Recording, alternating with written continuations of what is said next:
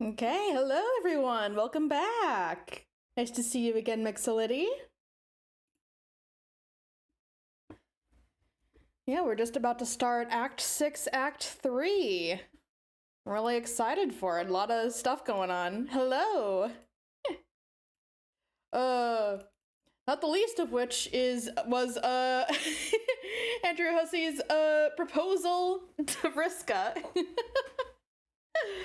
So yeah, we'll have to see what's going on now that what's gonna happen now with Andrew Hussey's self-insert now that he's a bit more directly into the world rather than someplace outside of it.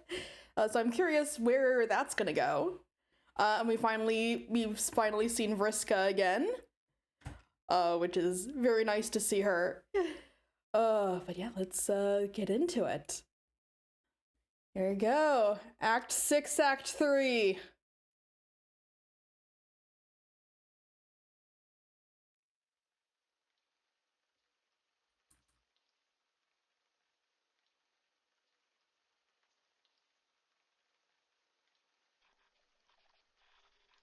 that Earth? No, I think it's another planet. There's a lot of things flying around there.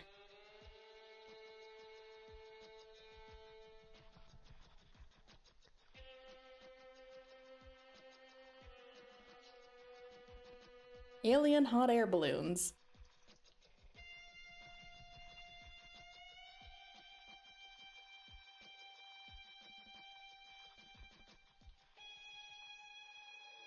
And of crypts and helium.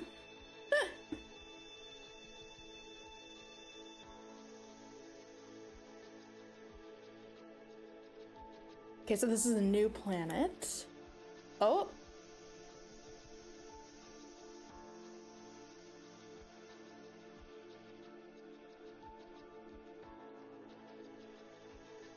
Okay. We have Jane. Nope. Wherever your house is now, it's sinking in a hurry. Better act fast. Oh, nice. We have some interactive stuff going on.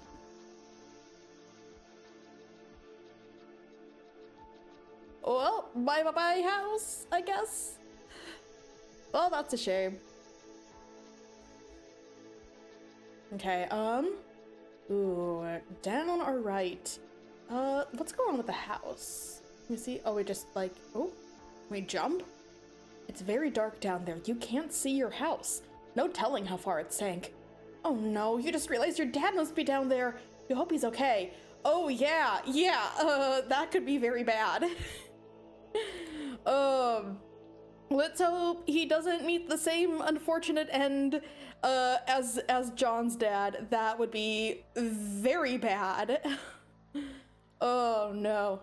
Okay, here we go. Okay. Okay, I think that's where we came from. So left or right? Let's go left. Oh. Start right. Ooh. There's a lot of places we can go. Okay, lots of runes and writing. What's this? More signs of life hidden in the cracks. It's as if the land wants to be lush and fertile, but nothing can survive on the surface. It's making the whole cave smell like a flower shop. Oh. Answer Roxy? Yeah, let's talk to Roxy. Okay, here we go. Drox, urgent correspondence for Professor BFFC over. Roxy, you won't believe where I am right now. Bet you I will. Okay, well, maybe you will. But I'm in the game, finally. It's considerably more outlandish than I was expecting. What were you expecting? For magic not to be real or something? Oh, what a dope. No, I was thinking, well, I don't know, something more like, well, okay, shush. Jane, I actually don't have any time. I have literally like 1 minute. I only wanted to ask one thing. Did you talk to Jake about, you know, do I even need to wonk? Oh, it didn't go very well. That's why you're contacting me? Yes, hurry. Roxy, please, I don't think you understand. There are mysteries here, real mysteries and puzzles to solve. That's cool, so how'd it go with Jake? Did Doc Croc practice her love medicine on the English patient? Wink, heart, heart. Hardly. If you really want to know, I completely blew it. Blew it with him forever. Satisfied? Oh, what the fuck? He asked me if I liked him, and in the heat of the moment, I panicked and I said no. And then he went on this whole thing about Dirk, and that's it. Can we drop it now? Ugh. Jane, this is total the shittiest love report I have ever heard. It's not a love report. Will you stop it? Jane, I'm pissed. I'm so pissed about this. I want to just go there and smack your ass. You had him, and oh, Jane, sign. The only reason I got to cut short on ripping you a new one off for this debacle is the fact that everything is literally on fire right now. What? There's a fire? No, Jane, there's a fire when you could go camping and pack marshmallows while smiling like an asshole. The whole neighborhood is burning down. By which I mean literally every single fucking building. Gotta go. Oh gosh, please be careful. Still just, something fucking about this Jake thing. Ugh. Aw. And he's supposed to drink close tab and continue playing game in original tab. Okay. Oh, it did open in the tab. Okay, here we go. Okay, what's this? It is a young seed pod, yet to be released to the surface. Looks like it needs a lot more helium. Okay. The switch has no power. It does nothing. You flip it up and down a bunch and nothing just keeps on happening. The people here were highly skilled artisans. What is that? Some sort of giant window? You can't imagine that has much significance. You give it no further consideration. It has the little salamander guys. Oh, I miss them. See anything else we can click around here? I don't think so. Let's... Oh, some very old... Yeah, glub, glub, glub. I do miss the little guys. And their silly little tongues. Some very old stone tablets along with carving apparatus. They say, we spent so long tending to our sacred seed pods. Each I cared for and released was like a precious bubble glubbed from my own mouth. They would seed our plan in anticipation of the maid's arrival. Alas, it turned out we had the prophecy all wrong. Our scholars discovered she would not arrive for millions of years. Our kind would not survive to welcome her. So our elders gave us a new purpose. We must all go to work building our own graves. Some say this is not as much fun as tending to seed pods and a life of simple agriculture, but I think it could be a blast. I'm just a balloon is half inflated kind of guy, I guess. Oh yeah, I'm gonna make a note of, let's see, made of light, land of crypts and helium. Okay. There we go. Okay, and let's go here. Oh, a little chamber full of bones. You guessed the remains of an old salamander or something? This is just such a piss poor burial job. There's a skull weighing this thing down. Could be an obvious booby trap. Gonna take some bravery to swipe it. What do you say? Take salamander skull? Oh, we gotta take it. We gotta take it. Oh. Ooh. Okay. Something happened there. The door is locked. There's a strange symbol on it which you find mysteriously alluring. The more you look at it, the more you think it's just so cool. You could totally see wearing that thing on a shirt. Yeah.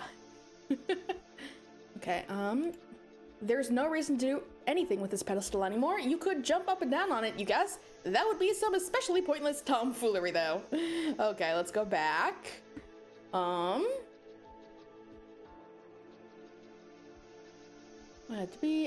okay, we can't click on the... Oh, there's more tablets? Yeah, okay, those are the ones we already clicked. Here we go. I think those are the same. Oh, here we go. More old stone tablets. They say, when heart looks northwest, my seed pot will rise. I'm so proud of it. As a pod uses up its water, it becomes lighter and lighter. It eventually floats away into the medium. It's said that some very lucky few will eventually reach Skya itself. If you have a wish, you can carve it into the pod. If it reaches Skya, your wish will come true.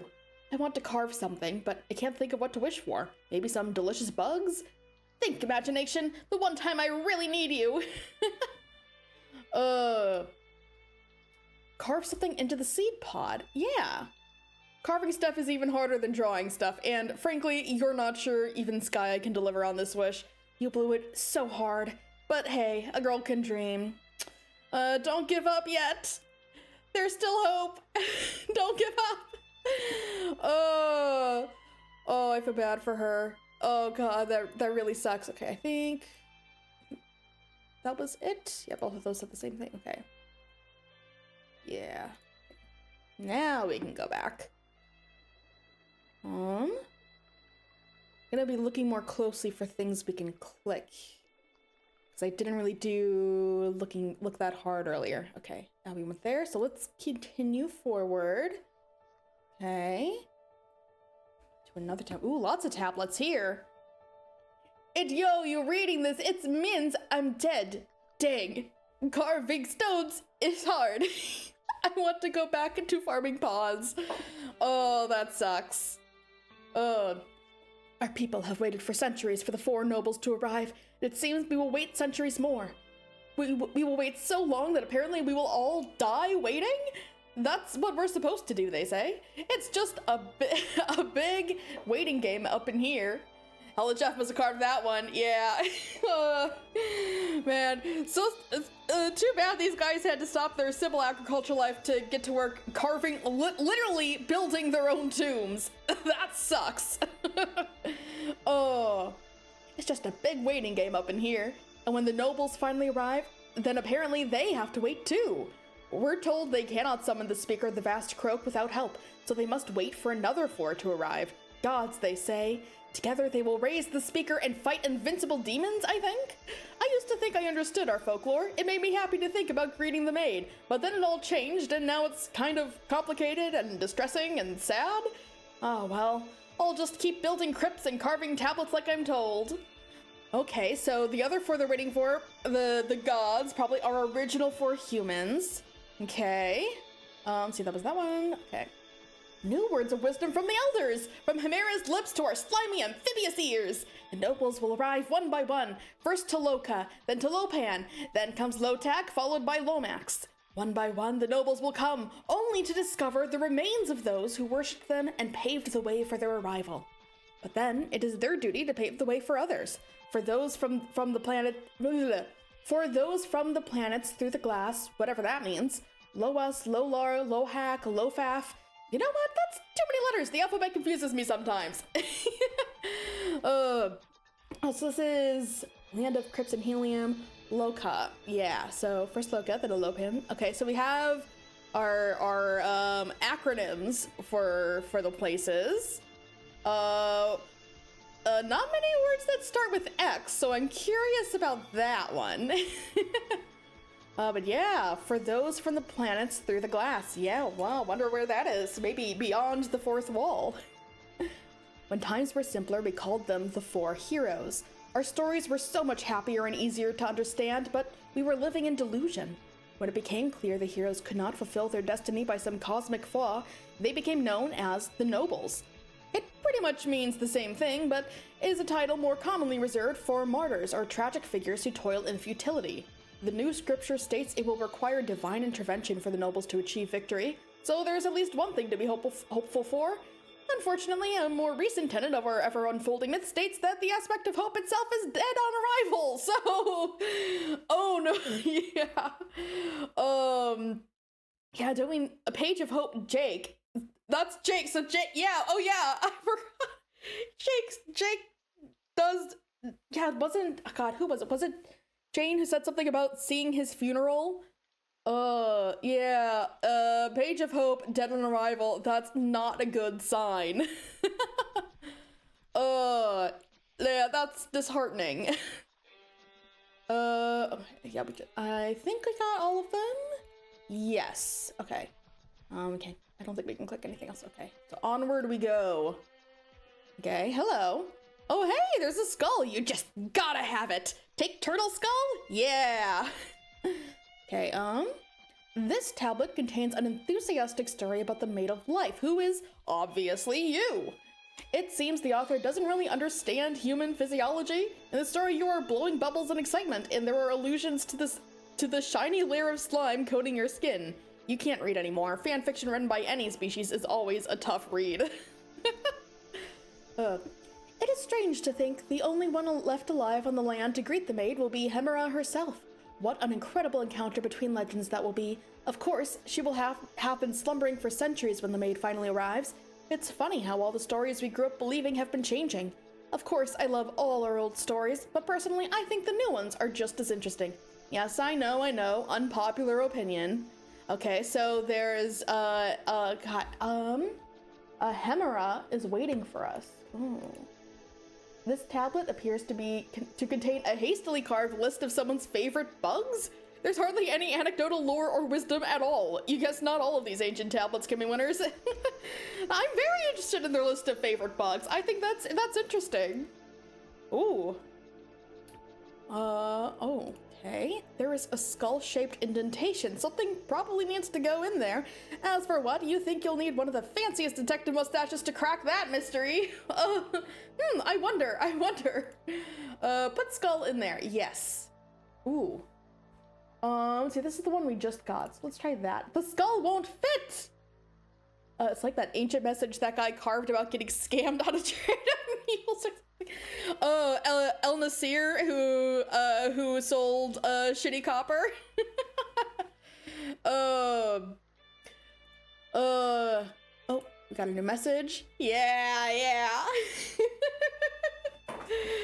An interesting thing about, like, how, like, we know where the tablet was found was, like, El Nasir's, his house, and there were a bunch of similar tablets with similar complaints. So a popular theory is that, like, he wasn't actually a bad merchant, he just kept all of his customer complaints as, like a funny trophy or something. So that's one theory, but we'll never know for sure if he sold good copper or shitty copper. Aw, man, Jake's pestering you. You don't think you have it in you to answer after the last catastrophic encounter? Not yet, at least. Take a look what he has to say anyway. Based. Oh, you missed what it said with the skull and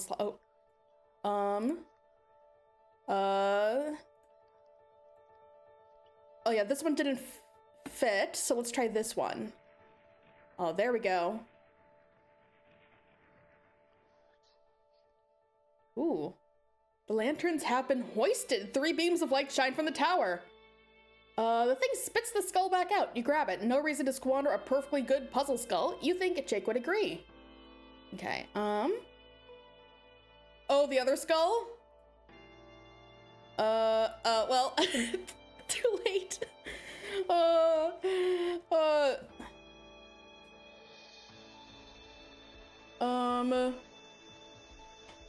Look what he says to say anyway. Here we go.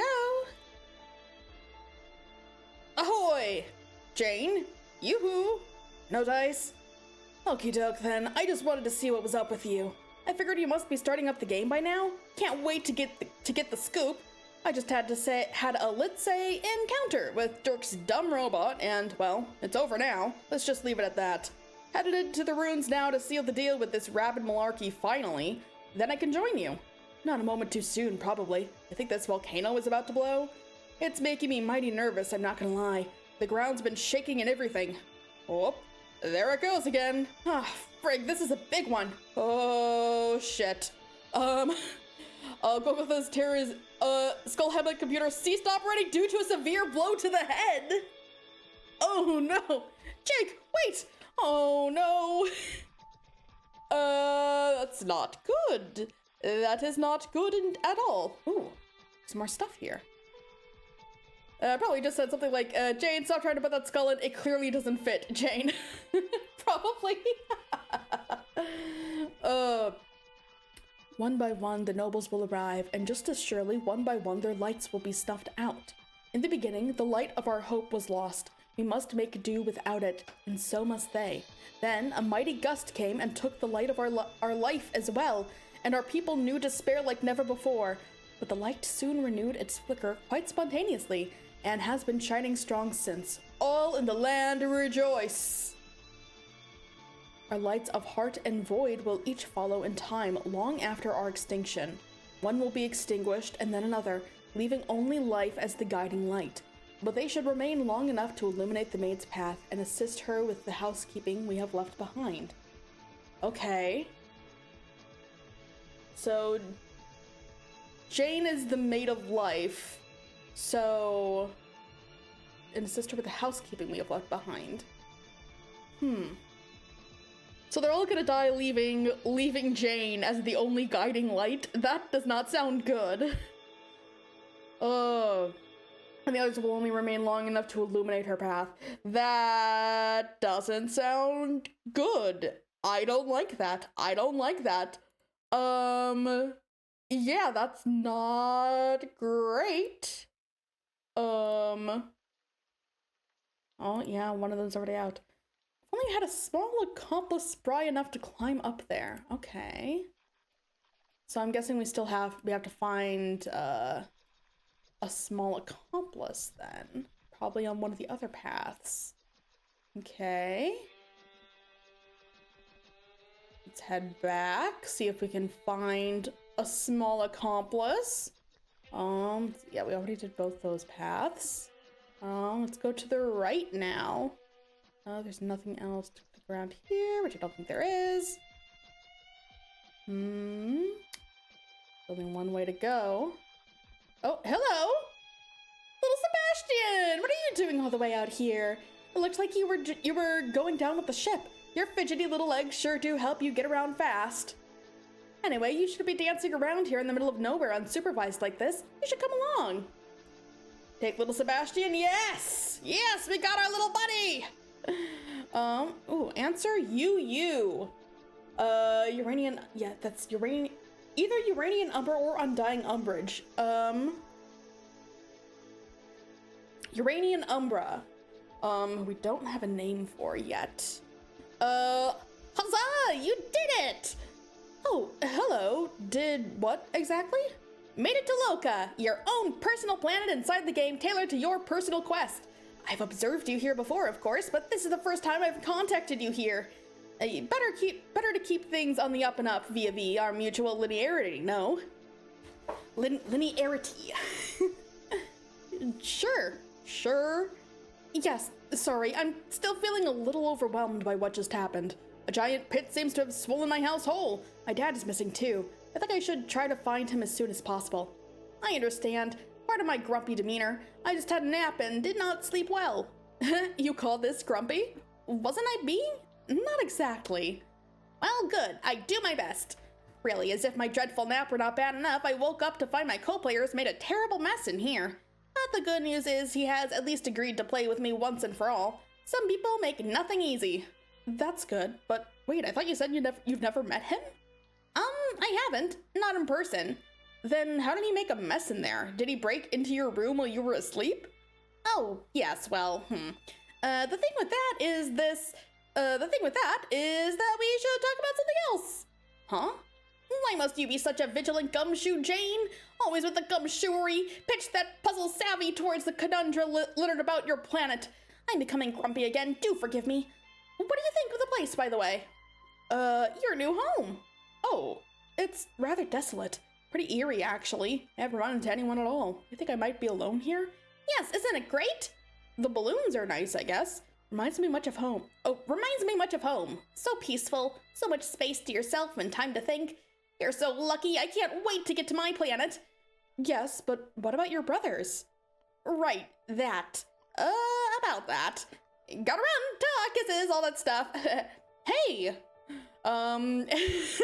Well, I guess they don't want to talk about that. Ooh.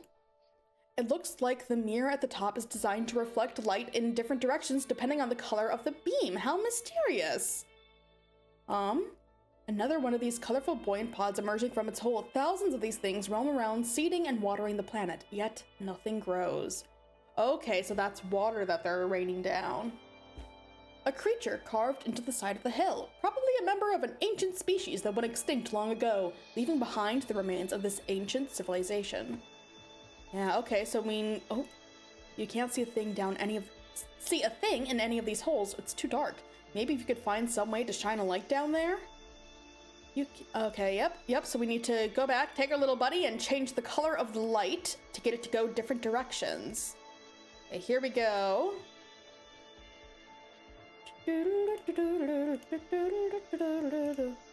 Here we go. Tell little Sebastian to climb up. Yeah, there you go, buddy.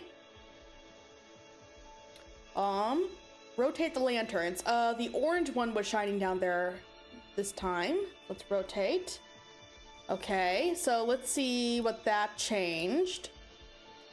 Off we go. Okay, blue, that's shining up now. So we don't want that.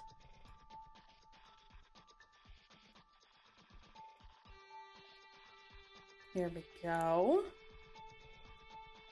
Let's rotate this one more time. We probably want either the pink or the green. The green one isn't shining though, so that could be a problem. If that's not what we want. Or if that's the one we want, then that could be, problematic.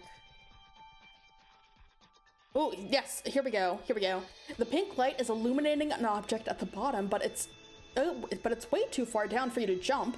If only you had a nimble little helper to send down there to investigate. Haha! Come on, little Sebastian, you're coming back with us. In we go. Come here, buddy. Yeah. Down we go. Okay. Let's see what's at the bottom of that pit. Send little Sebastian. Yes, let's deploy him. Ooh. Oh, a lever. We're getting a shed of some kind. Enter mausoleum. Oh. And down we go.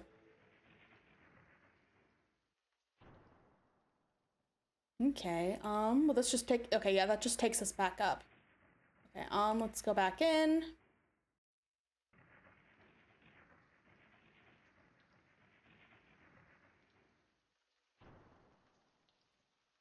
Dear, sweet, precious, sweet, sweet, loyal little Sebastian. Shit, you mean little. Oh, a fucking jackpot. Jackpot, take crocodile skull? Yes.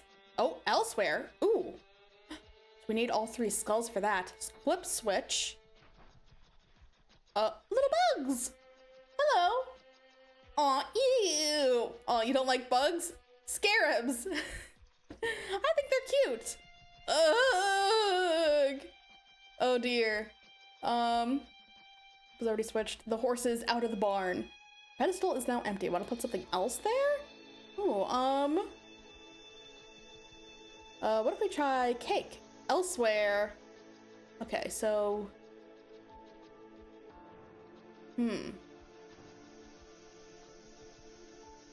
Door's locked. Now what do we do? So we need to either... And this ain't the solution to anything leaving this here. Also, it's such a great book. Why waste it on a room full of dumb beetles? Big wise guy, yeah. Okay, so probably the cake, and maybe that'll draw the beetles here to eat it. Come on, beetles. Eat the, on the one hand, puzzles need solving. On the other hand, oh god, the cake looks so delicious. Take cake. Now if we leave, yeah, okay, so we just had to leave. Okay, here we go. We gotta go back to, where was that? I think it was, this place, yes.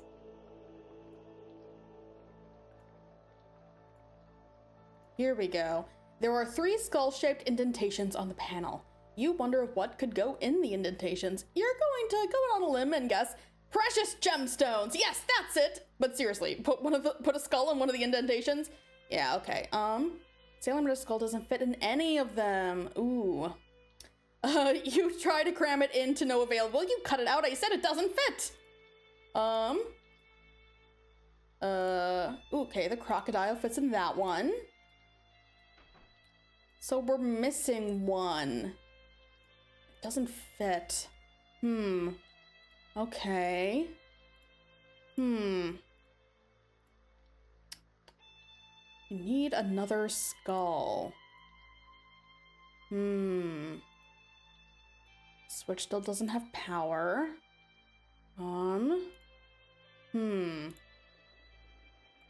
What am I missing? What did I miss?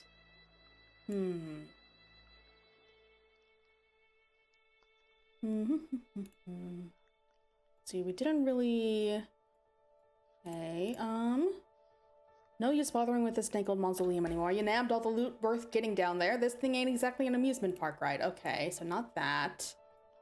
What if we try turning it one more time? And get what the green lantern would do? Or like no light on it? Okay. That's about the only thing I can think of. Okay, yeah. Let's see if that changed anything.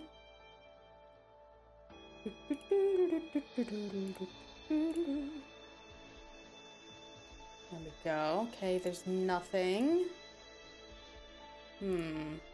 Yeah, that didn't change anything. What did I miss? What am I missing? We go back here. No. Oh! Oh! Oh! That's what I was missing! A beam of light enters the pit. It's still too dark to see much. You don't want to risk tossing Zeb down without knowing what's at the bottom. There must be a way down there. Okay. The direction it goes depends on the color. Must be okay. There must be a way down there. We try the mausoleum again. We gotta gumshoe this gooey situation. Yeah. We take the mausoleum, would it take us down again? Yeah, no, okay. If we try a different light. Maybe.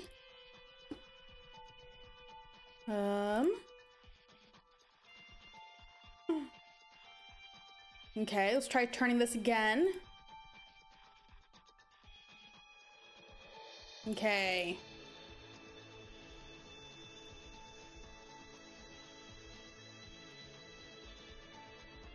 Back we go. Okay, that's nothing.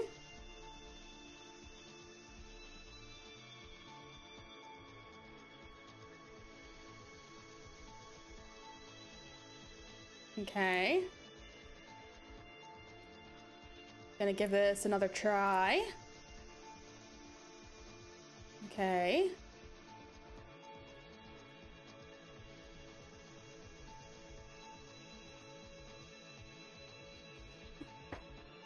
We go all the way back. And that's not going anywhere at all.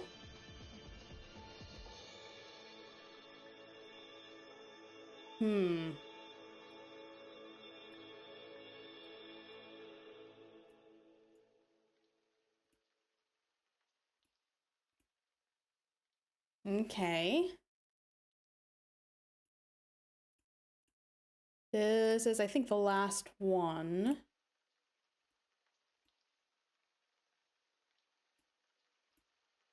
Okay, let's try it now. Still too dark to see much. We need a way down. Good thing this dam is here, otherwise your house would be getting waterlogged in addition to being stuck on top of a huge balloon in a pit. Oh, if we can break that and get, because it was on a balloon plant, if we can fill that up with water and it'll eventually lose the water and get down there, I think. We can water it. But how do we break it? What can we do to break it? Can we get maybe if we get little Sebastian, he can like scamper down around there and do something. But then he would get stuck in the flood. And we left him here anyways. Can we grab little Sebastian? Yeah, let's get him back. Let's see if we can do anything with him.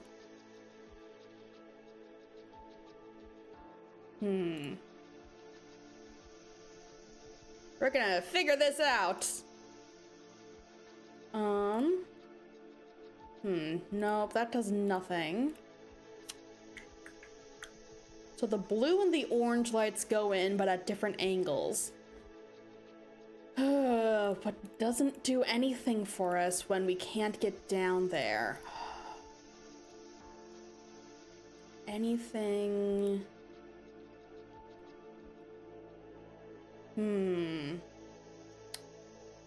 Anything I'm missing here?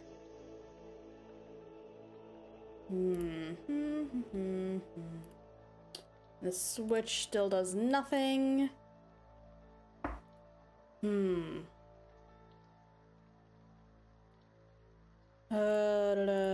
This still does nothing. An engraving. When 3 visitors look inward, the way to the maid's palace will be clear. Okay, so this goes to our palace.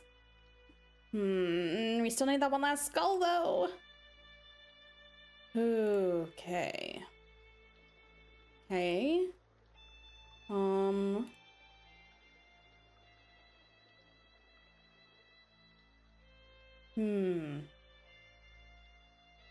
There's water coming out of there. Can we do anything?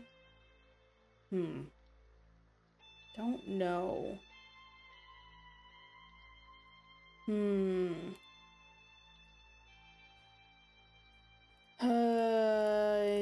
Yeah. Nothing here. Yeah, I will take a hint at this point.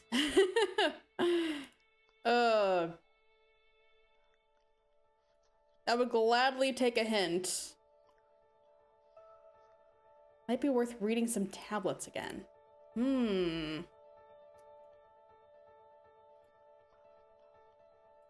Okay, let's read some tablets. If you're reading this, that means I am dead! This is the key one that we're looking for, absolutely. People waited centuries for the 4 nobles to arrive. Big way to get when the nobles finally arrive. Apparently they have to wait too. Yeah, the key to all of it is I am dead! If you're reading this, I am dead! Where's the,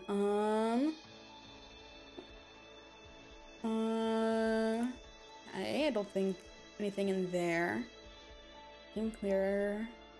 Known as 4 nobles. Our divine intervention. We hope for. Unfortunately, a more recent tenet of our is that the aspect of hope is dead on arrival. Yeah. Mary's lips to our slimy amphibious ears. One by one, those nobles will come only to discover the remains of those who worship them and paved the way for their arrival. That's too many letters. The alphabet confuses me sometimes. This tablet contains an enthusiastic story about the Maid of Life, who is obviously you.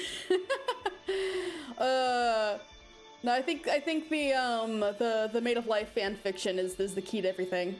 Strange to think the only one left alive on the land to greet the maid will be Hemera herself. Have been slumbering away for centuries. Hastily carved list of someone's favorite bugs? I think that one's the most important one. And surely one by one their lights will be snuffed out. Light soon renewed its flicker. Okay. Okay. I thought I saw something there, but nope. Okay. Let's try here again.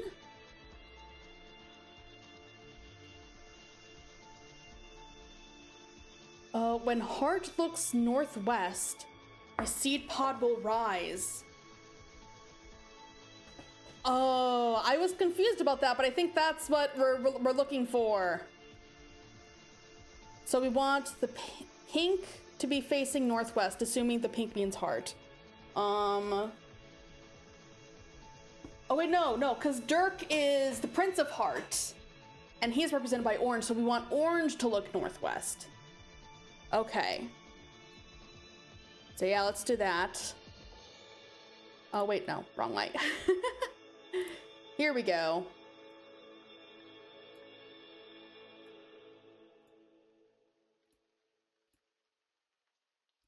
So we want orange to be facing northwest. Turn this around. Okay, that should be it. Orange faces northwest. My pod will rise. Okay, do we just wait here for a while then? Oh, but it was facing this way before. And nothing happened. Oh, I don't know. Oh wait, there was still that one that I didn't read. Let's check that one again.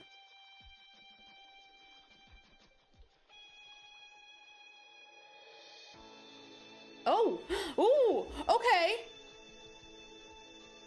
Yes!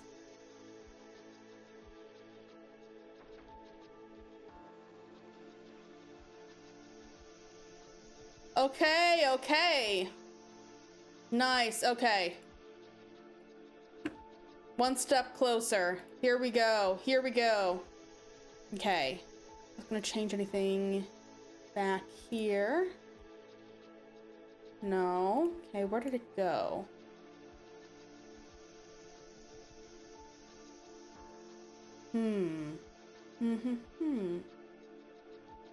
I wasn't really paying attention to how many things were in the sky before, so I don't know if any of these are new or the ones that rose up. So we go here. Don't know.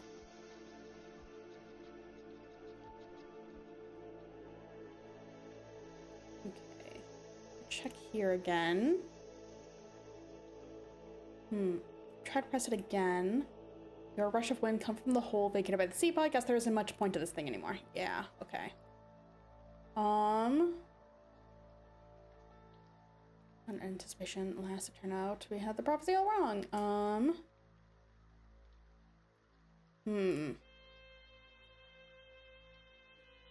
So it rose up from here.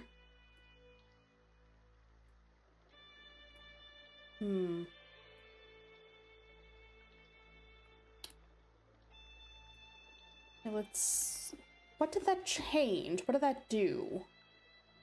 Yeah, so we were in here. Let's check over here. Nope, nothing new here. Where did it go? What did that change? Yeah. Yeah, I don't know how that would help. I mean, it's neat, but, I don't think it changed anything. Something else changed. Yeah, it had to be something else.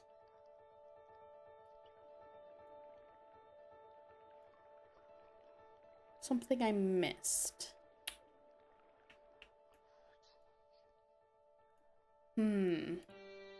Seapod has been released, leaving behind an empty husk. Will it reach Skya? You suppose you'll never know. Okay, so we can't do anything with that. Oh. Okay, so these were mirrors directing... Okay.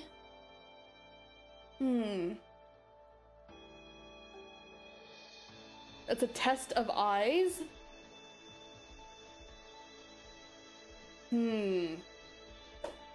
They have to see something. Oh, this is, oh, it's right. Oh Okay, here we go. Here we go. Oh my god, that took so long. Oh my god. It was right there. Oh no. Oh, we got a boon buck. Oh my god. Proceed to the next page. We did it. We did it. Oh. Oh, we gummed that shoe eventually. Oh, we did it. We did it. You verify whether or not you made it to the end of the game as shown above. If not, you decide to consult the walkthrough for guidance. Okay, so nice they gave a little walkthrough for people who didn't get it. Proceed. Here we go. You finally see what's behind this door. Ooh. Answer Dirk's autoresponder. Here we go. Timaeus testified, began pestering. Looks like you're getting the hang of these puzzles. Nice work. Thank you. That last skull was a doozy, to be honest. Yeah, I guess. If you have a human brain, sure. Personally, I've already solved all conceivable skull puzzles for all possible skull states, which is a thing that's like no big deal for me. Har. Hey, I thought you couldn't see me once I left the house. I can't. Not through the server's viewport, but I can still monitor your progress through little Sebastian. He and I are linked the hell up, cyber-wise. We're so tight like you wouldn't believe. Oh yeah? It's like he is the Incredible Hulk's pants and I am his monstrous package yearning to bust loose. Ugh, why? Jane, it seems there is a way bigger than average probability that you do not want to discuss Bruce Banner's megalithic camouflage. That figure would be sitting pretty at 100%. Holy shit, some of my circuits exploded. That number was intense to robo-consider. Okay, let's stop talking about stupid things for a minute. What a completely absurd environment for a typical blithering discourse. I am hot on the prowl for more clues about this strange and mysterious land. What? I don't know, just haha to that. Anyway, I think I'm getting closer to finding where my house went. Then I can reunite with Dad, and together we can sleuth this great big pickle of a planet. Well, the good news is your house should be just ahead if you keep following the trail. Yes, I knew it! The bad news is your dad's not there anymore. Oh no. I guess he got antsy and left to explore. Maybe he's looking for you? I tried to block him from leaving with some furniture, but the dude was having none of it. Golly, why did he have to leave? This really complicates matters. I hope he doesn't get lost. Or get killed. Don't worry, we'll find him. I'll have Seb search within a likely radius. The little guy is real fast. Yes, good idea. In the meantime, you'd better go find your house. We aren't making any progress in this game without it. It's kinda central to the gameplay, you know? If you need Seb to do anything from afar, just message me and I'll give him the orders. Got it? Got it. Thanks. Okay, here we go. Oh, something is clogging the hole. Remove it? You got your dad's hat. Looks like it got sucked into one of the air holes. Luckily, he always keeps some spares in his wallet, but this means he came by this way earlier. If he went out that way, shouldn't we have come across him at some point, though? Okay. Helium is rushing in and out of these air holes. While you were inspecting them, you breathe some in and it makes your voice sound funny. Hee. Nice. Here we go. Oh, hello, Sebastian. The switch has no power. Okay. Hey, there's your house, but it's way too far away to jump this time. Okay, and there's mirrors all over. Let's get Seb. Ooh, yes. Nice, okay. Okay. Flip switch, and up it goes. A little bit. Pushing the balloon higher, but not high enough. Okay. Gotta try something else. Okay, let's rotate the lanterns again. Okay. Oh! In comes the water. Oh, pushing it down. The waterfall pushes your house down, connecting the seed pod with its husk. Aw, man, everything in your house is probably getting soaked. Okay, so now let's try... nope, we want...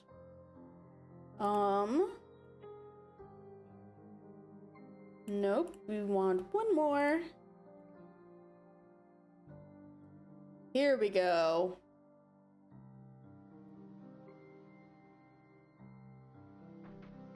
Yes!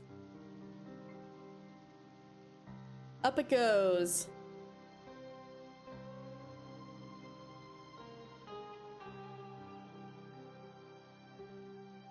Your house has finally resurfaced.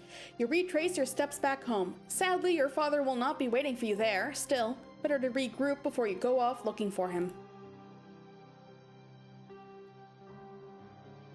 Oh, hello? Hello, strange troll? Gamzee?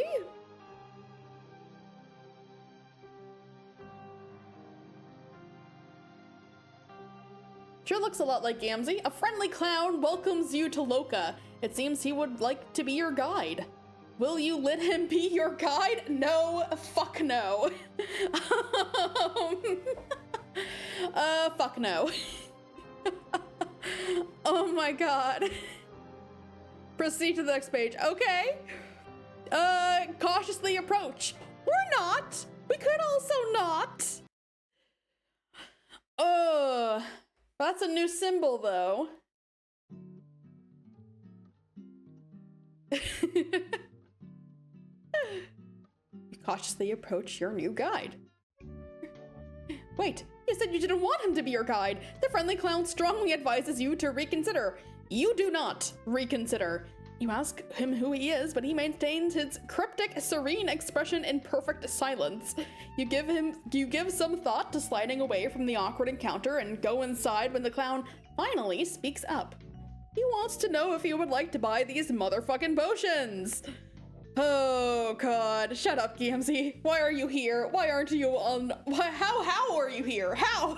Either Gamzee or his relative. Why? How? You examine the clown's wares with due skepticism. He assures you that all of his wicked elixirs are motherfucking magic and all that. The clown sure likes to say motherfuck a lot. It is making you feel uneasy. Bronze potion, 420 boon dollars. The clown says one sip of this potion will cause you to lose the use of your legs. Of course it's $420. Of course.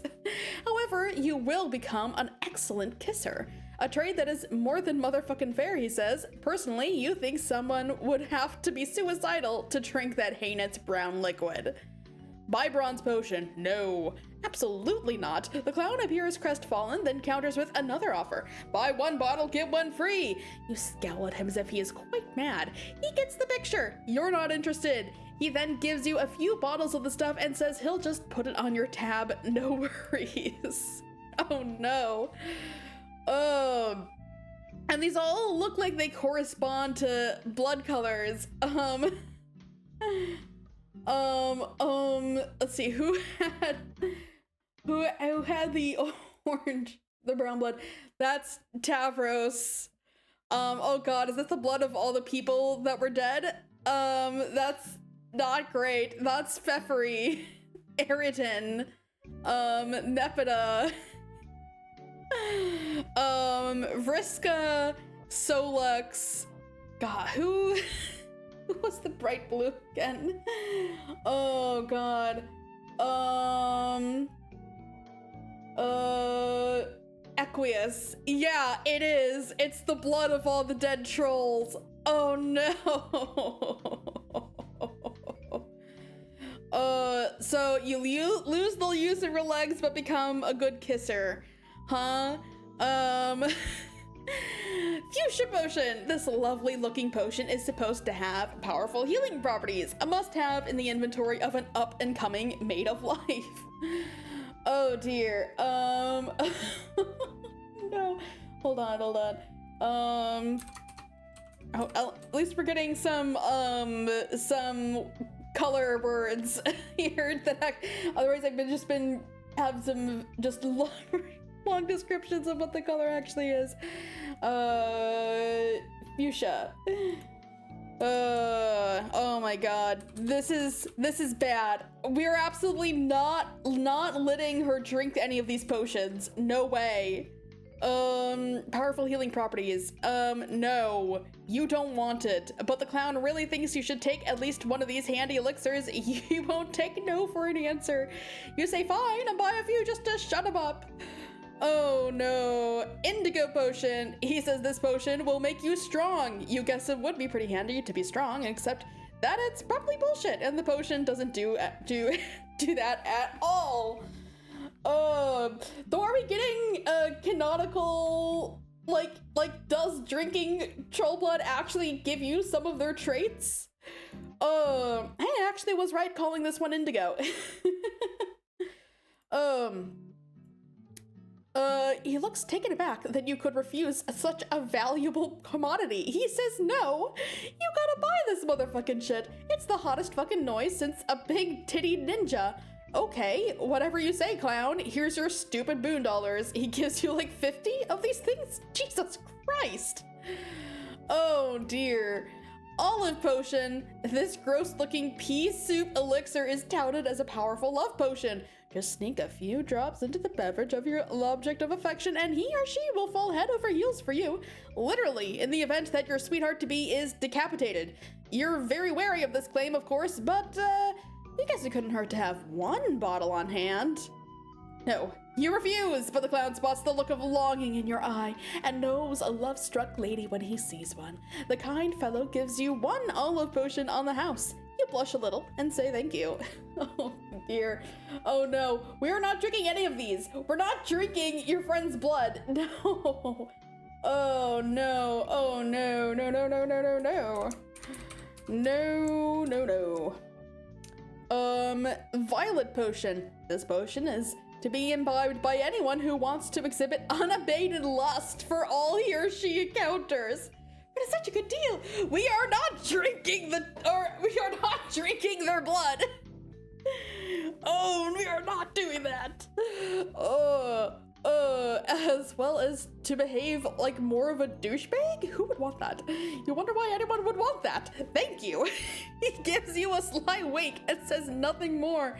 You say no thanks, but he asks you if you want to buy it anyway. No! You ask him if he's flipped his friggin' codpiece. Of course you don't want it. He says, but you must. He insists. Oh dear God. He gives you 20 bottles for free. Then he says that will be whatever 420 times 20 $boon is. You let out a heavy sigh, say fine, and fork over the money. What the hell? Oh, Gamzee. Cobalt potion. Oh dear. Oh dear. He claims this potion endows its drinker with incredible luck. Then he does a stupid-looking jig on your fridge, clicking the heels of his dumb elf shoes. You find that a bit hard to swallow, not just because it's implausible, but because that blue muck is straight up nasty. He doesn't get the joke. No. In a motion so swift you didn't even follow, he grabs your hand, pushes a bottle of cobalt into your palm, and closes your fingers over it. As you begin to object, he puts his fingers over your lips and whispers, "Shush. That'll be 420 motherfucking boonies, yo." Oh my god. Gold potion. This sickly mustard goo is supposed to make your hacking skills go bananas. Like you would ever care about that. He says not so fast though, for its benefits are twofold. It also makes you a pretty killer substitute for grub sauce in a pinch. No! You tell this clown to go take a long walk off a short cliff. He pretends not to hear you and restates his offer. You are getting kind of fed up with this idiot, so you purchase yet more useless bottles of liquid. Are we done here, bro? Oh my god, oh please. Oh god, I hate this. Gamzee, what happened to you? What happened to you? What made you go off the deep end? You killed half your friends, and now here you are selling their blood as magic potions. What the hell? The first question that pops into your head while examining this fellow, of course, is where did he get that outrageous outfit? You don't really have the gumption to ask, but if you had to take a wild guess, you were almost certain the answer would be hand waved away with the word shenanigans. See, look, he is waving his hand preemptively as if reading your mind. Truly, this clown is wise. Oh, we gotta buy some, huh? Oh my god. Fine, we can buy some of Pfeffery's blood as a fucked up souvenir. Oh my god. Healing properties, if true. We gotta buy them all. Fine. For the completionist in me, we will buy them all. You acquiesce to a single fuchsia potion. Yippee, pointless pink slop. Fine. You buy one bronze potion. It's like a brown nightmare in a bottle. When the clown isn't looking, you chuck it over the side of your house cliff. He says this potion will make you strong, blah, blah, blah. You buy an indigo potion, and shrug. Now there's something you won't be drinking anytime soon. What a salesman he is. Sure. Oh, this stuff looks nasty. You're gonna have to sneak it into an especially strong drink if you don't want Jake to notice. Wait, did you say Jake? You mean, of course, hypothetically, any person you give this to, strictly in the name of science. Yeah, this conversation is over. Oh, dear. You snap up a violet potion? Sure. Why the hell not? Might as well round out your collection of this useless slime. Oh no. He tucks another 420 of your hard-earned loot into his cavernous codpiece and gives you a bottle of the blue stuff. Good motherfucking choice, he says. You roll your eyes. Oh dear. Whatever. You buy one. Flip the clown another cool 420. You wonder why they're all that price? What's the deal with that number anyway? Poor naive Jane, you have no idea how the number culturally means smoking weed and how stoners think it's funny. You are a smart girl, but there are some things you don't understand, and that makes you more endearing. Okay, we've officially bought bottles of our friend's blood for the purpose of drinking for powers? Oh my god. Gamzee, what the hell happened to you, dude? Oh, I thought you were chill. I thought you were a chill dude until you started murdering everybody. Oh my god. Dude, what the hell? What the hell? What the hell, dude? Well, I guess that's everything. Moving on. Anything else interesting to places to click? Oh god, is there? I don't think we can click anywhere else. Oh god. Oh, good grief! Look at that magnificent codpiece! It is absolutely transfixing. You don't want to stare, but how it arrests the eye. It's hard to look away, but you somehow find the wherewithal to pry your eyes from its prodigious heft. The clown catches you staring, and his smile broadens a bit. Oh my god.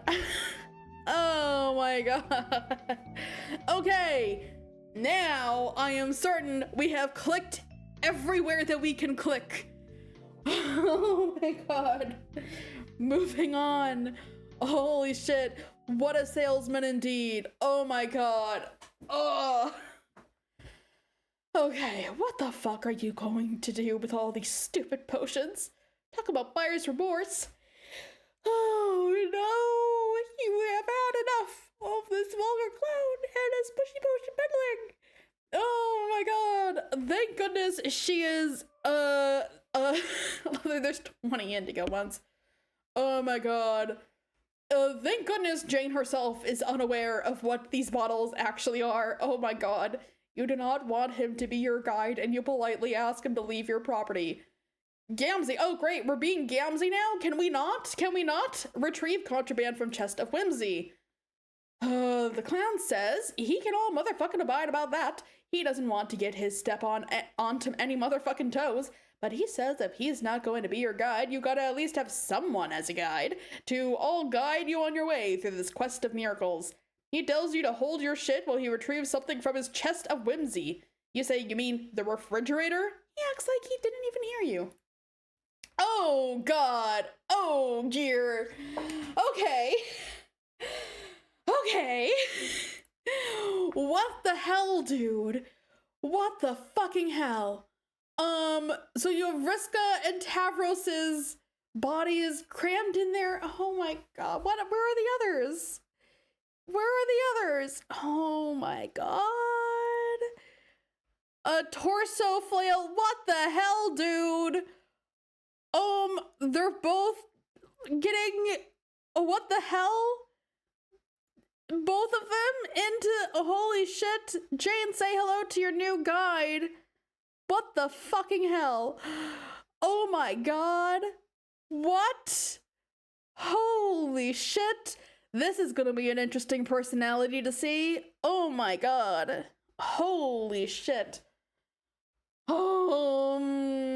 And apparently, and I guess, they even out to a bright, brighter blue than her blood. Oh my god. Closer to, oh my god. Oh my god. Oh, it looks, their colors, blue is the sprite color. It's like, oh my god, this is, oh, Gamzee, what the fuck happened to you, dude? What the fuck happened? My personality is just absolutely fucking irreconcilable. Honk. Gamzee, what the hell did you do? You couldn't have chosen any other people? No, you have to undo this somehow. Are you listening to me, clown? And whoever the fuck you are, make me stop being this thing. Okay, I'm sorry for screaming there. That fellow over there just caught me quite off guard with this, stunt.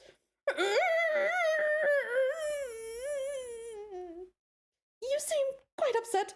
I think we should all try to calm down and figure out what to do.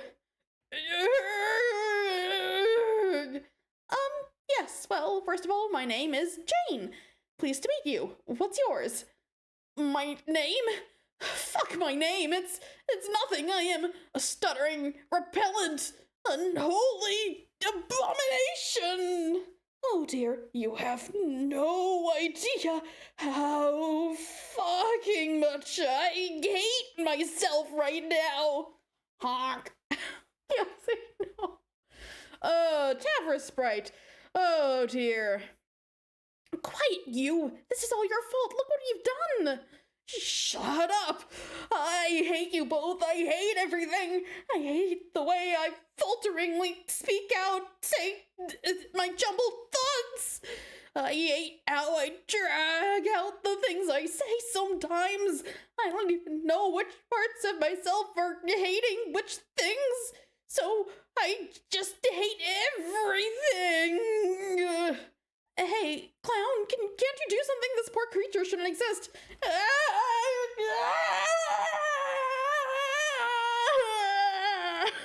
Oh no.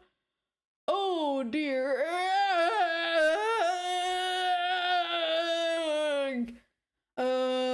This Taversplode. Honk. This can't be good. Well, the house didn't last long. Oh, hello. Oh dear. Oh dear. Oh no. Oh dear. Okay. Whoo. Tavros, this fucking sucks. What? What do you mean, what? For starters, that completely horrible shared body resurrection bullshit that just happened. You were there, remember? That's kind of the point. Oh, yeah. I don't know, it wasn't so bad. I think maybe we were overreacting about being one person. Overreacting my ass. What a nightmare. It's still making my ghostly skin crawl just thinking about it. No, I think I've decided. You're being unreasonable. It was cool being alive again for a while as a strange, unsettling mutant. If we didn't explode ourselves so fast, it could have been an adventure, maybe. Oh, sure. That's easy for you to say. You weren't the one getting the short end of the shared personality stick. Maybe if your personality was as much an upgrade to mine as mine was to yours, I would have been cool with it too. You might be right. Actually, it was pretty neat. What? Getting to feel all the amazing self-esteem you get to feel. I didn't really know what it felt like. I mostly only knew what the pretend kind was like, so thank you for letting me feel that, I guess. You're welcome. Now that you mention it, maybe there was a silver lining to that freak show. Someone else finally got a chance to feel firsthand how great it is being me. Yeah, it must be pretty great overall, so aside from being partially me briefly, how have you been? Okay, dead mostly. Yeah, me too. Hey, sorry about that, by the way. About what? About killing you. It wasn't very cool of me. Oh, right. I almost forgot that even happened. How could you forget? Haven't you been pissed off at me about it? No, I mean, it was pretty much my fault, I think. I attacked you with my bogus self-esteem, and I paid the ultimate price. No, you idiot. That's not what happened at all. I stabbed you through the chest because I was being a huge bitch. I mean, it was a long time ago, but that's not really how I remember it. Ugh, stop being so stupid. That's so stupid. No, you're stupid. You're such a pain in the ass when you're dead. Let's just agree it was my fault and drop it. No, but okay. Man, being dead is such a drag. I don't know if I can deal with this shit anymore. I think it's alright. Oh, come on, it's so boring. What a completely pointless and hollow existence this is. And if the existential malaise wasn't bad enough, now I have to be constantly watching out for that fucking orange guy. Orange guy? The orange guy. Haven't you seen him? No. Oh my god. He's just stalking her now. Oh no. Well, there's an orange guy. You mean the bird version of Dave? No, not Dave Sprite. It's just some random pointless orange guy who's been hassling me for some reason. I can't catch a break. And if that weren't enough of a nuisance, we've apparently got to deal with getting yanked out of the afterlife without a moment's notice by some bozo in a codpiece to participate in his grotesque body fusion pranks. Between you and me, I'm starting to think we are getting jerked around here, you know? Some inexplicable forces out there are fucking with us. They are doing everything in their power to make sure that we're not They are doing everything in their power to make sure that when we're not being totally humiliated, we are staying completely relevant. We can't let them toy with us, then just sweep us under the carpet like that. I'm not going to let our relevance be marginalized anymore, Tavros. What are you going to do? I think it's time to start fucking some shit up. Oh no. More like, oh yes, I'm sick of this shit. I'm sick of being dead and useless and bored, and I'm not going to take it anymore. You're with me, right? No way. I like being dead. I like it how there are no responsibilities or problems usually. Tavros, that is the lamest thing I've ever heard you say, which is really saying something. Yes, it is. You've got to quit that loser attitude and get your ass out of the sand. That's just your low self-esteem talking again. Yes, I know. I'm going to have to insist. You're going to join me, and together we're going to fuck shit up. No, I'm not. Yes, you are. No. Yes. No. Yes. Yes, I will definitely cooperate with you wholeheartedly. Oh, with no influence from Vriska whatsoever. Damn it. Okay, fine. Okay, now go back to Jake. Proceed to time capsule. Oh. You cannot proceed to the time capsule because you are lying on the floor unconscious. The inexplicable forces out there are trying to fuck with them. Oh my god, I can't believe their personalities were so incompatible that they literally blew up. Oh my god. They literally blew up by sheer force of incompatible personality. Send a photo of the inexplicable forces in the Discord. Okay, let's see it.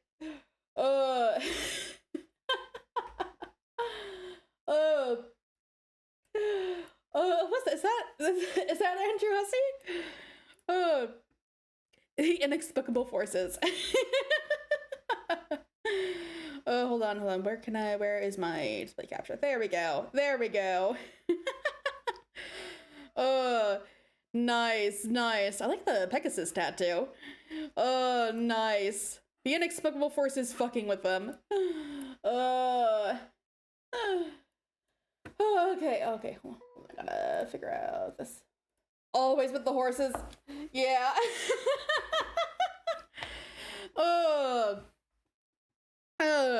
You cannot proceed to the time capsule because you are lying on the floor unconscious. While descending deep into the ruins, a sudden earthquake jammed the elevator on its way down, causing you to take a nasty spill to the floor below. Luckily, you were wearing your trusty skull top, preventing a more serious concussion. You nevertheless lost consciousness and attempt with all your might to regain it. A more serious concussion? So you still have a concussion. That's not good. That's still not good, dude. Okay, make sure you all are hydrating. Regain consciousness. You fail to regain consciousness. Years in the past. But centuries in the future. Oh, hooray! I love having to wrap my head around more time travel bullshit. Respond. Okay. Demay's testified. Happy 13th, bro. I have something for you. Whoa, Nelly, you're too kind, my friend. What is it? Oh, is that a song? Nice, here we go. We Walk by Steve Everson. Whoa, Nelly, you're too kind, my friend. What is it? It's no big deal, since it's nothing I wasn't planning on giving you anyway.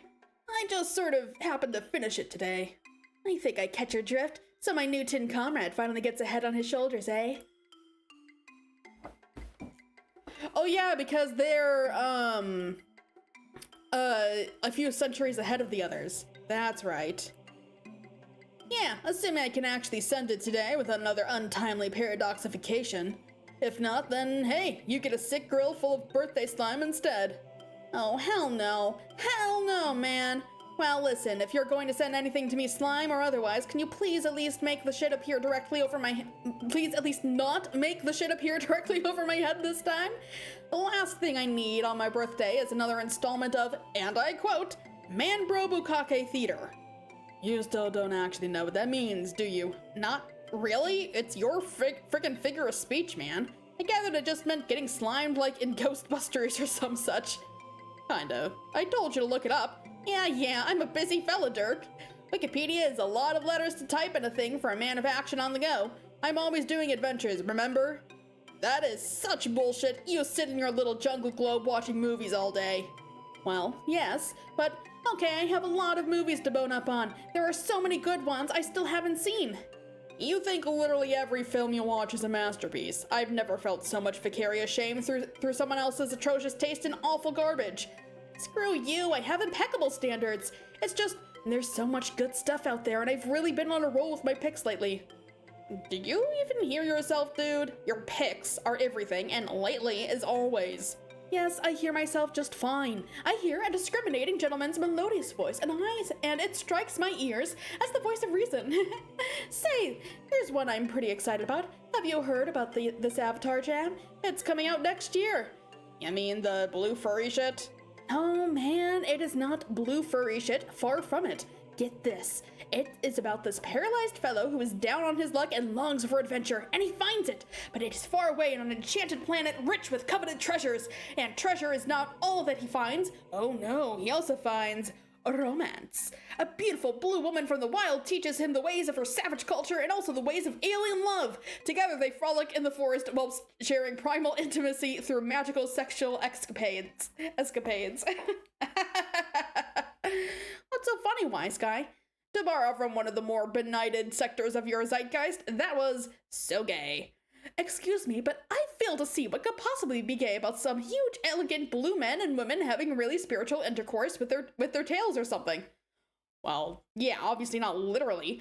Jake, where I'm from, that word hasn't been used as a pejorative or even much at all in a really long fucking time. But you're from freaking Texas, aren't you? Yes, but not exactly. Ugh, stop being such a cryptic troll all the time. Anyway, Avatar looks spectacular, and I think my preemptive review was spot on. The bloody end. Okay, but what you just said about those furries was gay as hell. It's time to face the facts. You are just threatening my great taste in flicks to your aloof hipstery disdain as usual. You don't know anything about that movie. Maybe you'll like it? I saw it already. That movie sucked the smelliest shit from the ugliest butt. Sorry, man. Well, now I know you're just trolling me. It won't be out for another year. Right. Here, let me send you the rest of this robot already. You spent too long alone on that island as it is. I don't worry for you. A man can only spend so much time in the middle of the damn ocean with nothing but pop cultural detritus and his own thoughts to keep him company. Alrighty, I hope it won't be as difficult to finish building as the rest was to assemble. No, just screw the thing on and it's ready to go. Capital! Scoot that noggin my way and at your ready then. There we go. Oh cool, it worked! You nerd. He's got your slick Japanese spectacles and everything. Why is this metal man before me? Why? Oh, okay, I can't speak. Why, is this a middleman before me, or is it none other than Dirk Strider himself in my room? One thing at a time, bro. I haven't quite figured out a way to get myself there yet. It almost sounds like this is something you've given some thought.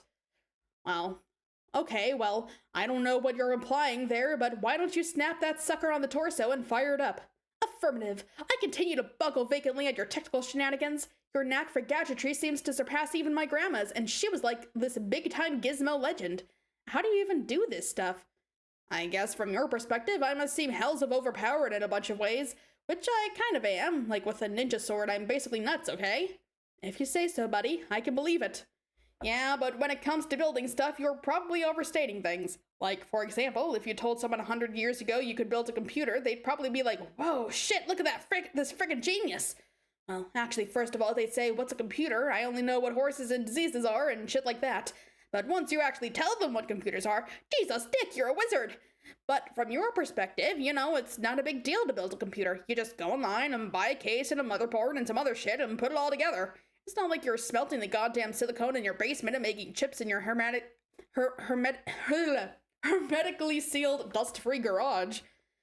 Yeah, but come on, it's not like you're from a century in the future.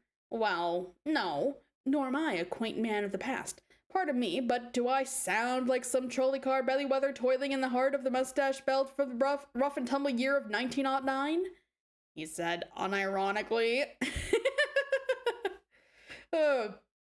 Give me some credit, man, and some to yourself as well. You're too modest about all this robotics noise. I don't know, I have a lot of time to work on stuff, I guess. There are a lot of irons. You know where they are? Here's a hint. It's a pretty hot place. The kitchen? Sure, I keep some irons there too, but most of them are in the fire. Oh, of course. Fire is quite notoriously the hottest thing there is. A tip-top locale for a whole mess of irons. True that. I actually have so much to do and think about. One of my current projects hopefully will address that very issue. Gotta make an AI replica of my own mind. He can share some of the load, as well as make a decent intellectual sparring partner, ideally. Not that my conversations with you aren't uniquely rad, but you know what I mean. See, again, I think you're downplaying a pretty neat accomplishment if you ask me. Shrug. We'll see. Does that mean I'll have to deal with two Dirks? One who is more machine than man, and another who is a computer program you made? That's a super joke, but I'm guessing you won't be hearing much from the program. It probably won't play a significant role in either of our lives. Uh-huh, sure. I have my doubts it'll be a successful project, but who knows? I'd wager a tidy sum the results of the endeavor will be sensational. I believe in you. You do?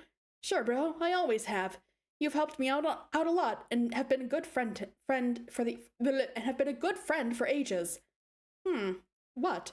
Well, I wasn't sure about doing this today, but if it's true that you do believe in me, then I guess fuck it, why not? Why not what? I guess call it an extra birthday present.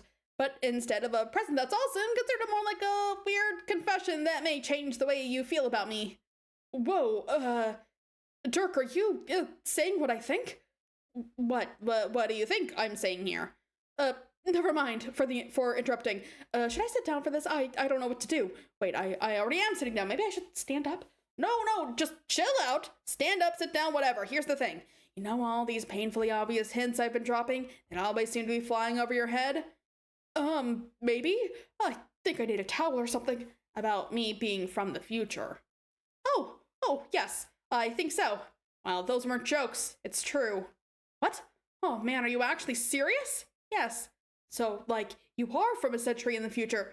No, more like 4 centuries. The year 2422. Or as we say contemporarily, 411 PC, post-condescension. Wow, I must say this is not the announcement I was expecting. So you're a time traveler from 2422 here to help me build robots or something? No, I can't time travel. I can only send things through time occasionally. I actually live here in the future alone in my apartment. I can send messages to you in the past, though, like I'm doing now. How? Years ago, our alien friends sent me a special chat client. It's basically just Pester Chum with some sort of alien technology embedded. It's specifically wired to communicate with your time period. As hours go by for me, the time it sends messages to also increments by the same amount. So we communicate in lockstep, as if we both existed in the present. She said it was important for Roxy and I to begin communicating with you and Jane. This is how we all became friends. Wait, you and Roxy? Yes, she lives in the future too, though we live nowhere near each other. I asked her to refrain from telling either of you. I wanted to be the one to let you know, to wait for the right moment.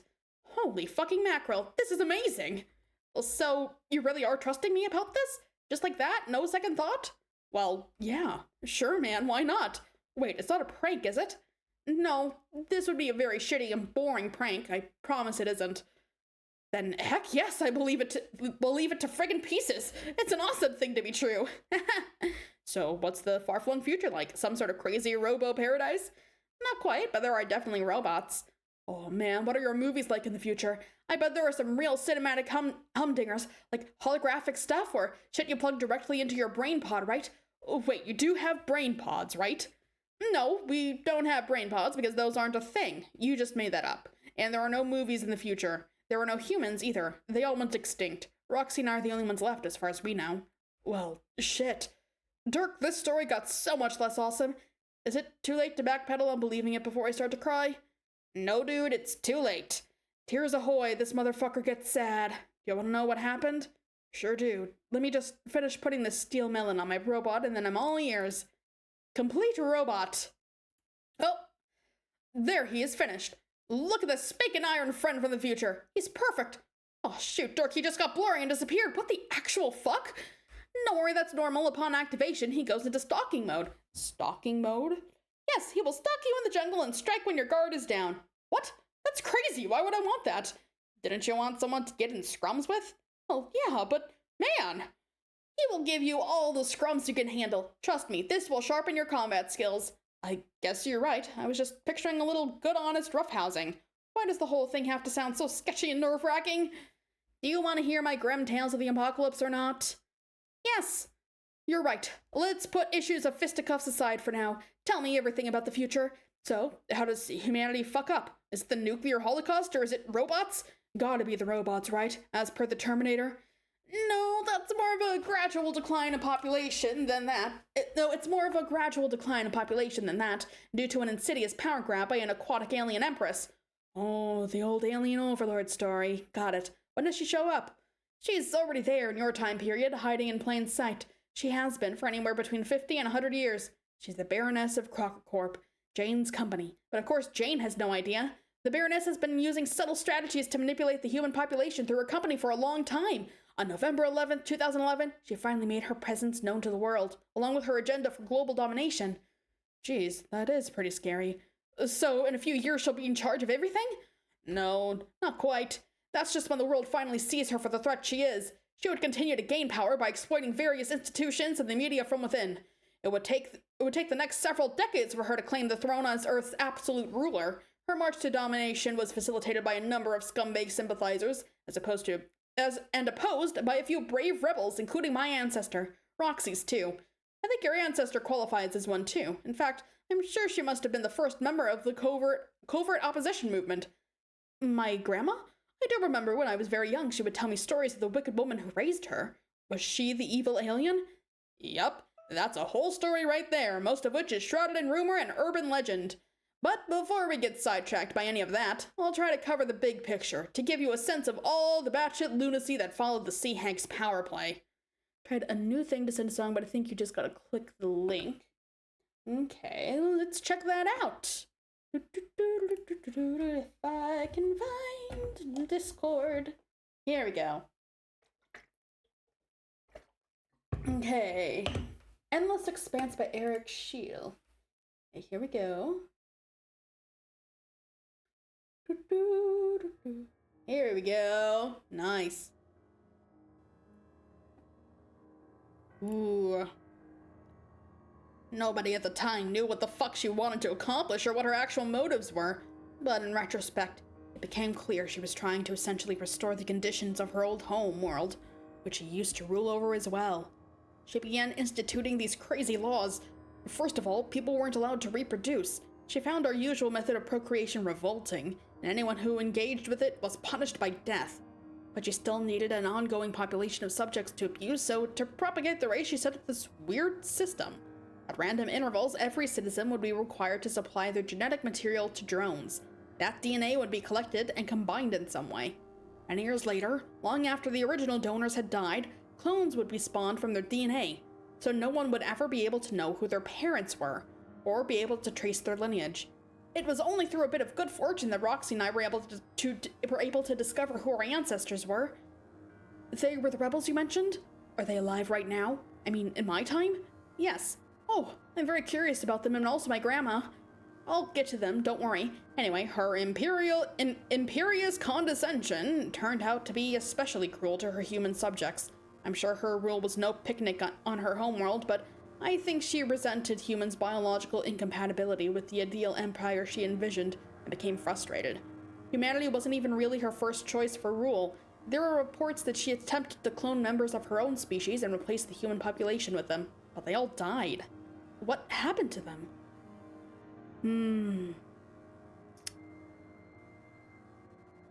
Oh.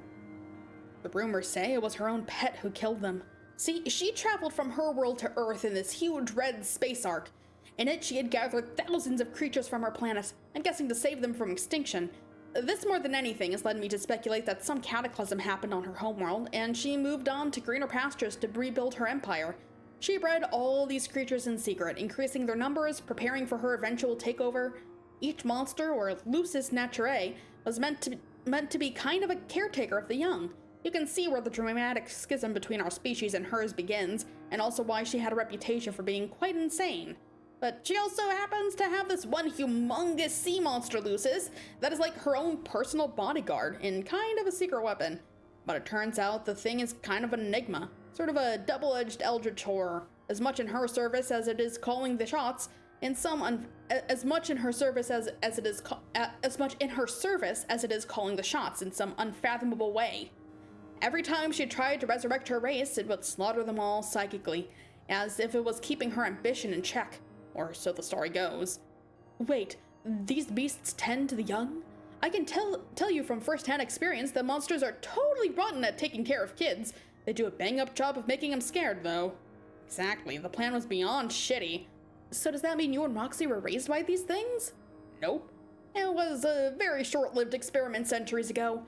Humans just don't have the same evolutionary symbiosis with those things that her race had. It turned out a bunch of fucking alien monsters have no interest whatsoever in taking care of human babies. They mostly just wound up eating them, or at best just abandoning them.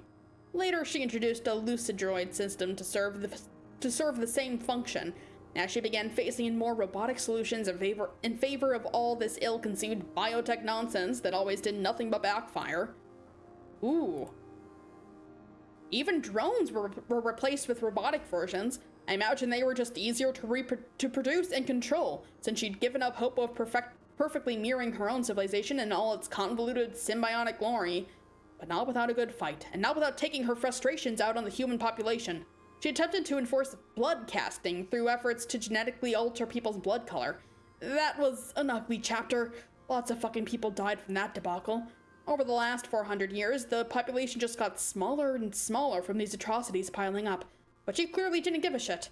All the while, the amount of dry land kept shrinking due to the gradual flooding. Soon there was hardly anywhere left to live, and then that was that. No more people. Damn, wait, flooding? Oh, yeah, I probably should have mentioned this up front. One of the first things she did while in power was begin melting the ice caps. It took a while, but eventually the whole world flooded. And that's how it is now. It's totally soaked up in this bitch. Wow, like the epic Kevin Costner film? Almost exactly, especially by the same degree of shittiness.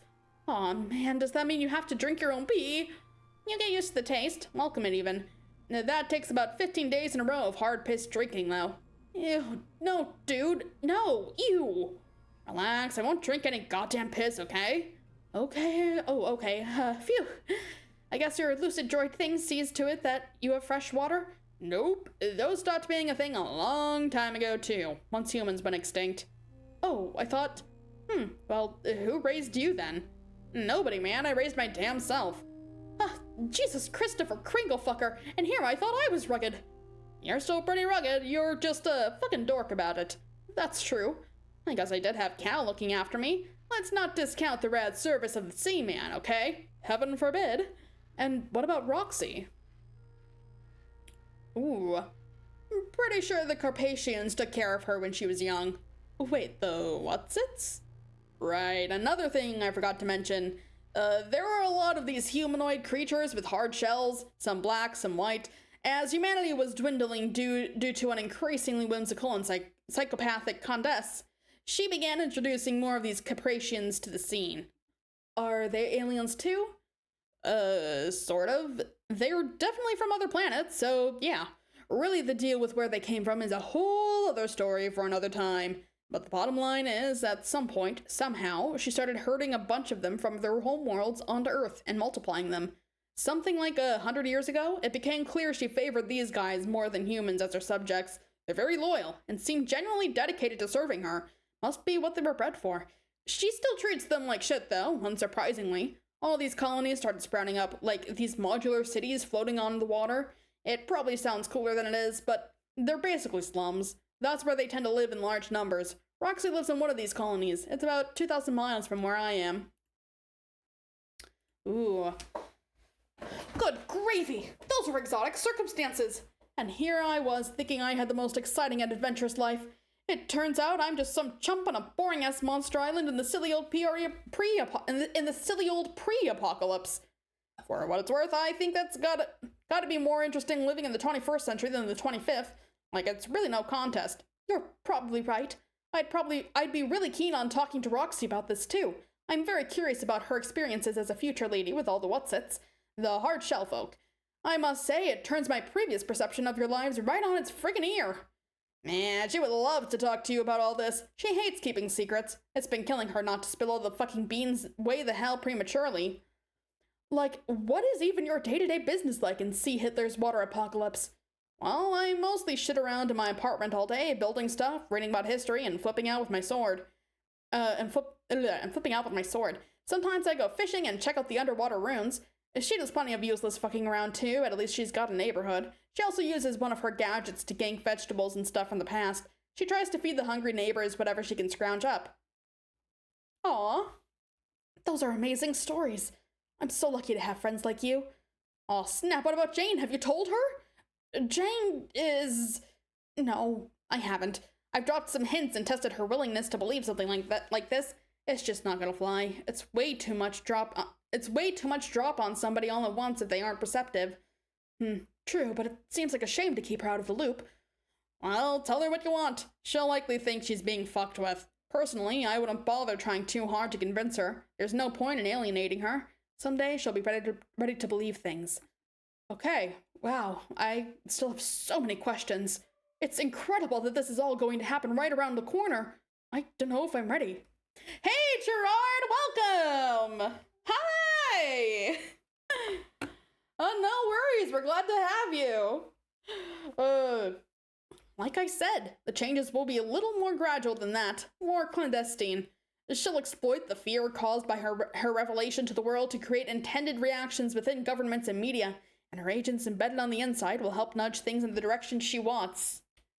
Hey, welcome to Not Open! Yeah, we're great to have you guys!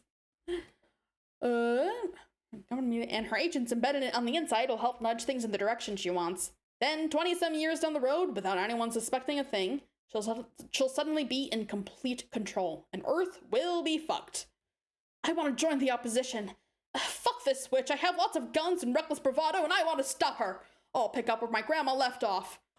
Well, aside from the main reasons that won't happen, which I won't get into, it still wouldn't be a good idea. Horseshit, why not? Because people way better at this than you tried and died. You said you wanted to hear about our ancestors. Heck yes, bro.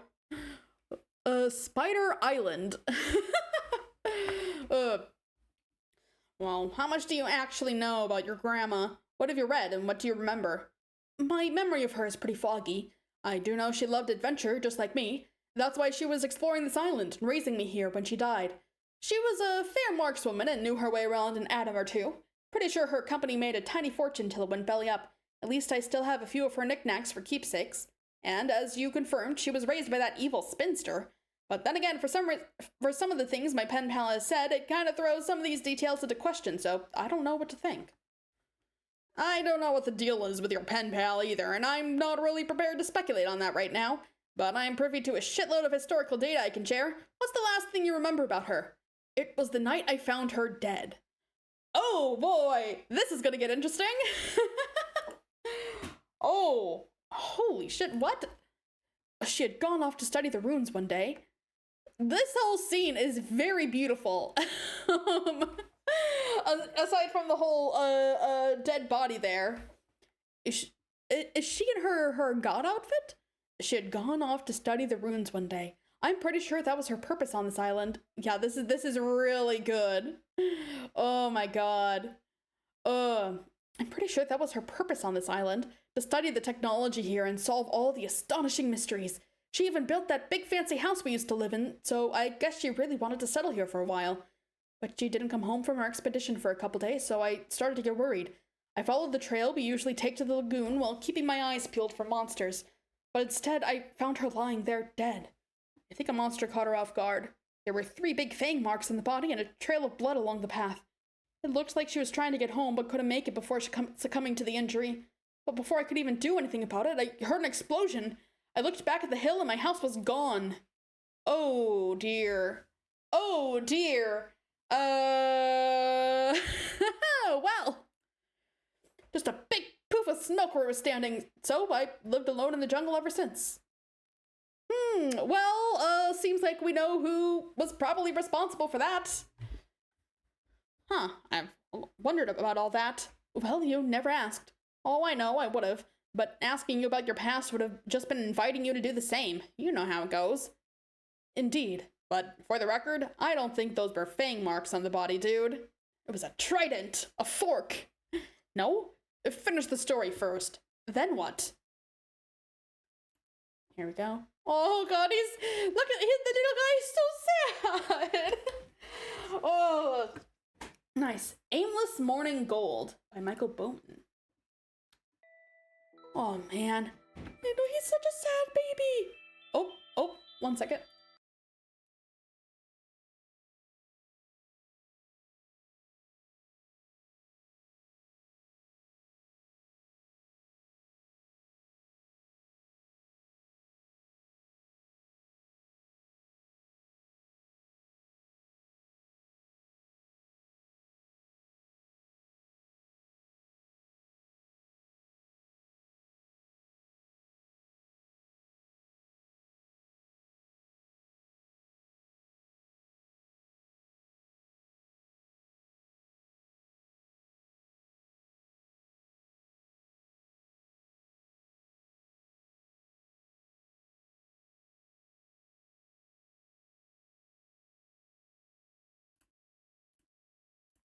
Okay, just my roommate popping in and popping right back out again.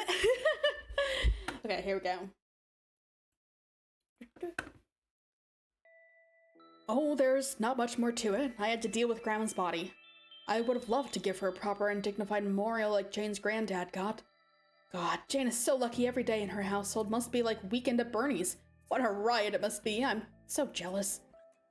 Yeah, what a fucking treat, a living room corpse party every goddamn day. I know, right? I'm not sure I would be jealous of that. Alas, I had to dispose of the body with haste so the monsters wouldn't eat her. So I just made a little campfire and burned it. I keep the ashes deep in the ruins, which is where I think she liked it best. Hopefully there isn't an earthquake or something that would knock the urn over in a predictable and hilarious fashion. No way, man. I bet my bottom boonbuck that shit's eternally safe. That urn's like the Fort Knox of standing upright forever because of no accidents. Oh. Yeah, so then after camping out the next day, I went exploring and found my room globe mostly intact, sitting in the jungle, so that's where I've lived since. And that's pretty much it. I sure miss my grandma, though. She was the best. She was definitely very brave, if the stories are true. Downright audacious, I'd say. What did you hear? Ooh.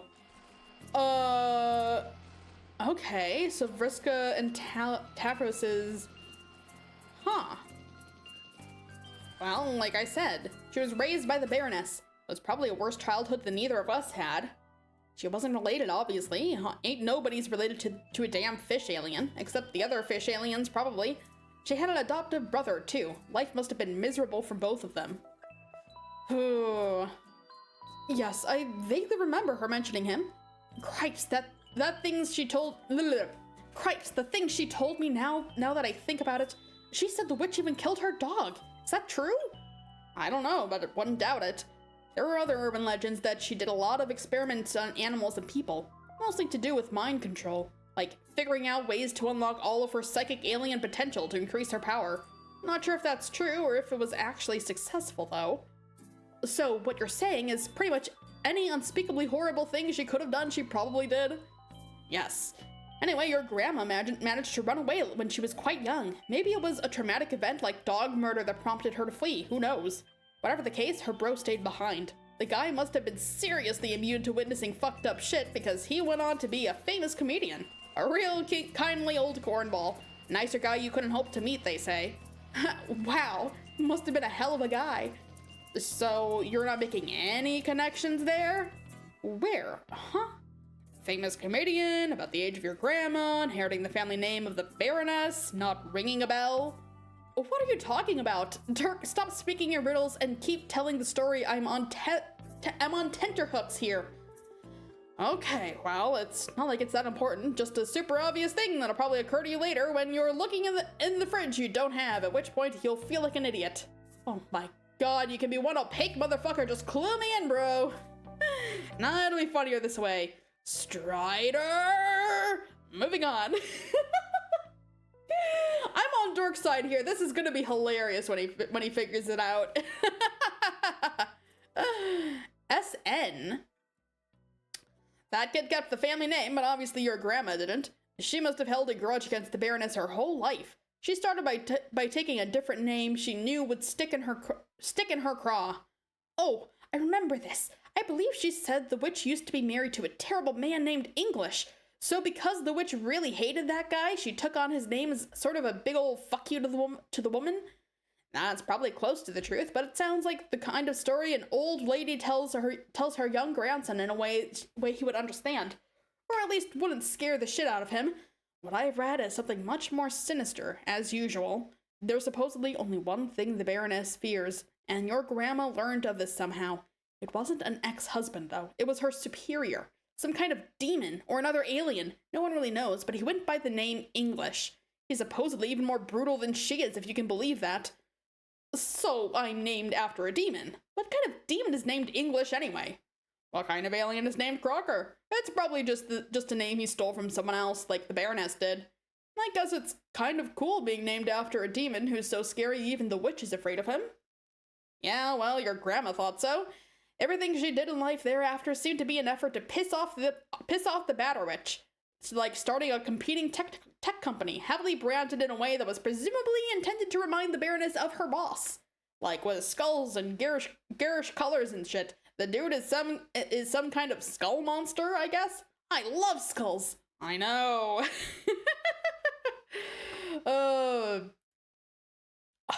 Hoppy would do what? That's definitely brave on her. What? I don't know what's going on in this image. What?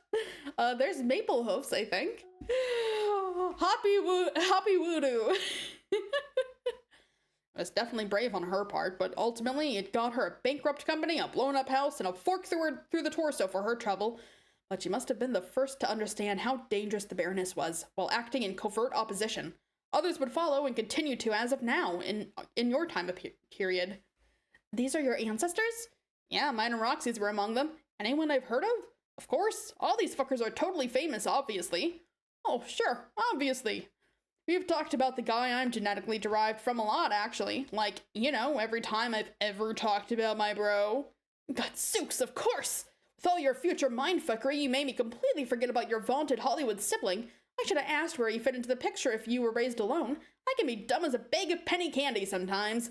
Sometimes. Other times you're on point like a bag of the nickel shit. Whoa, now those are the sweets kept in reserve for millionaires. Such flattery. Okay, what we're saying stopped meaning anything, so I'll continue.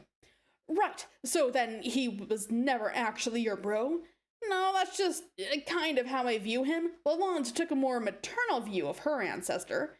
The lady who wrote all the dreary wizard books, I presume?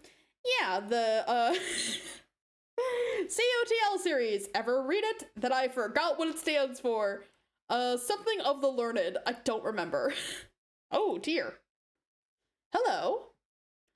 Oh, I tried. It's too depressing. And also, kind of impossible to understand. I told Roxy I liked it, though I didn't want to hurt her feelings, so don't say I said that. I think I'll wait for the movies to come out. I bet I'll like those better. Yeah, don't say. It's a fancy C word. Some kind of fancy C word. I do say. Hey, you must have seen them, what being in the future. Are they any good? They are not. Phooey to that. Like, I even believe you. The books are pretty interesting, though, if somewhat dense. They're supposedly heavily allegorical. Veiled representations of cosmic events surrounding the witch and her boss and how all this came about. Chartreuse! Chartreuse alerted. It's the kind of thing you wouldn't pick up on unless you were someone who understood what happened. Like the Condesi, which was kind of the point. I think it was her way of letting the witch know, I'm on to you. Corrugated! In the early days of the resistance movement, they both opposed her more indirectly, through their art, like critics of tyrannical governments often used to. They had to be careful, didn't want to make big waves too early. My bro did this too, with his many fine films. Practically everything was a symbol for something, either in mockery of the Batter Witch or conveying some hidden message to its audience. Each film was always rigorously picked apart for its head-scratching symbolic meaning. And he managed to accomplish all that without ever compromising the purity of his ironic vision, which I think was admirable. Our hats off to Sweet Bro and Hello Jeff. Sweet Bro and Hello Jeff, the movie.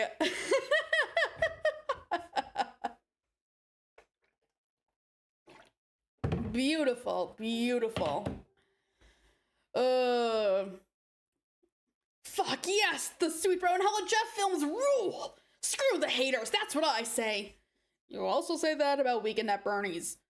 Man, that is a scandalous mischaracterization. Nobody hates Weekend at Bernie's.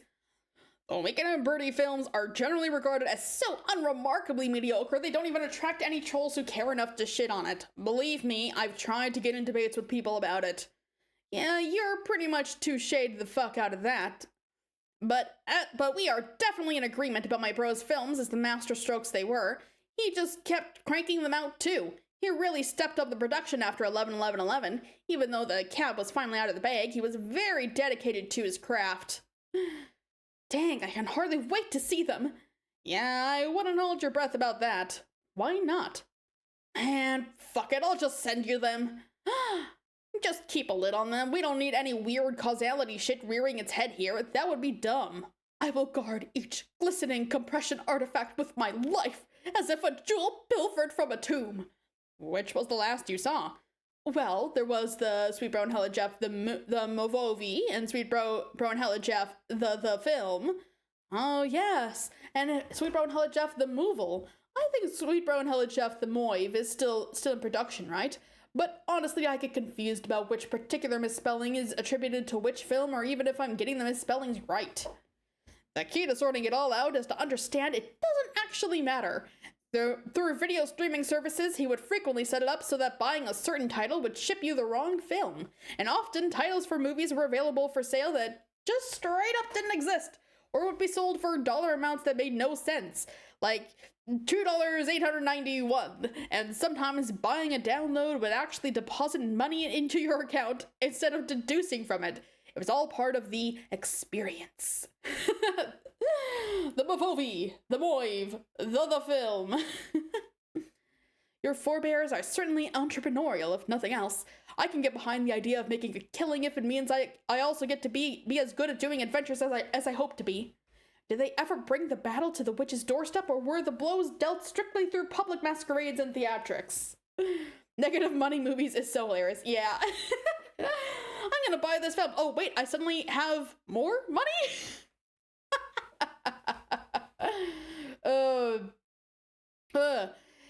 Yeah, they got pretty deep into the shit eventually. They were both very skilled combatants. I'm pretty sure she had some weird powers, too. Powers, you say? Communion with occult forces, something like that. She knew things, had visions. It's why she was able to write those books, and more importantly, why Roxy and I were able to survive here. Cultural and financially enriching media. Nothing in the real world can live up to Sweet Bro and Hella Jeff, I'm afraid. How?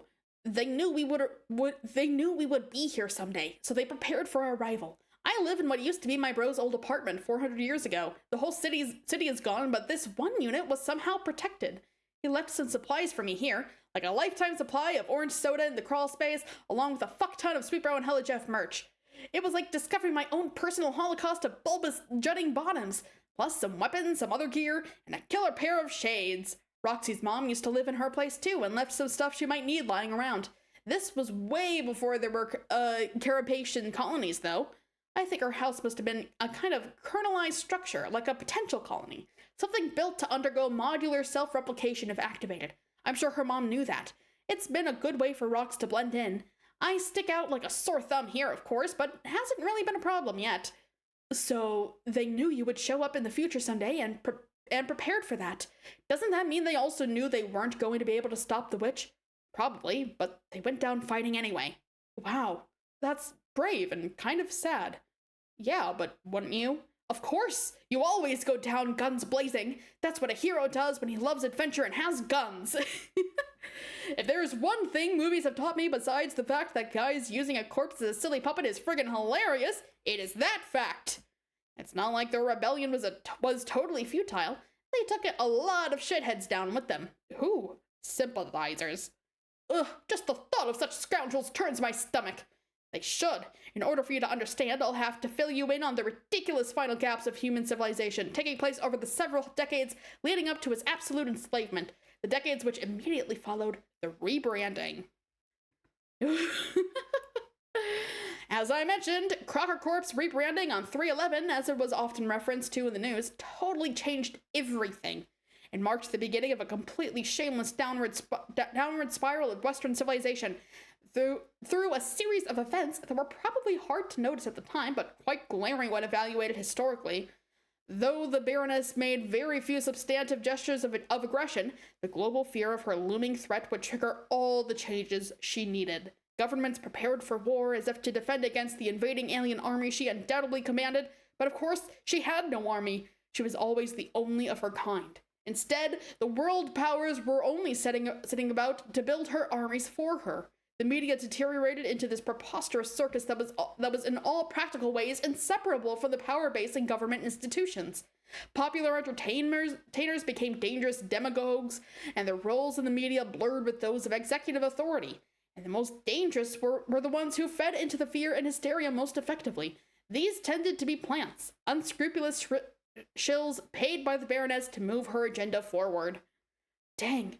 I would like to think I would not be suckered by their silvery tongues whenever they come along. Well, the thing is, most of them are already on the scene in your time. Who?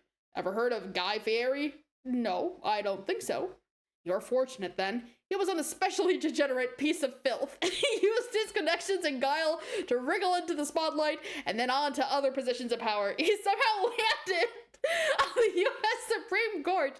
Over the years, other justices started mysteriously disappearing without being replaced.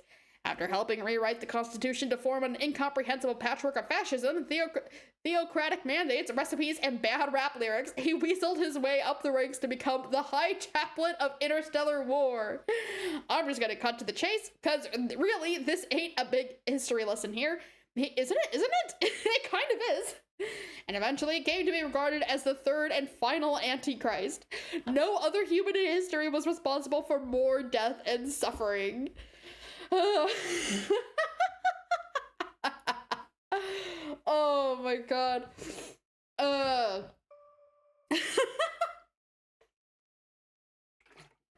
This is particularly hilarious to me as someone who is only vaguely aware of who Guy Fieri even is. That boorish cur. Yes, that's exactly the phrase I would use to describe someone responsible for the extermination of 5 billion people. It was just so uncivilized of him. How could such an atrocity be allowed to happen? Was his personal magnetism really that overwhelming? Well, now you know. He's the third and final Antichrist.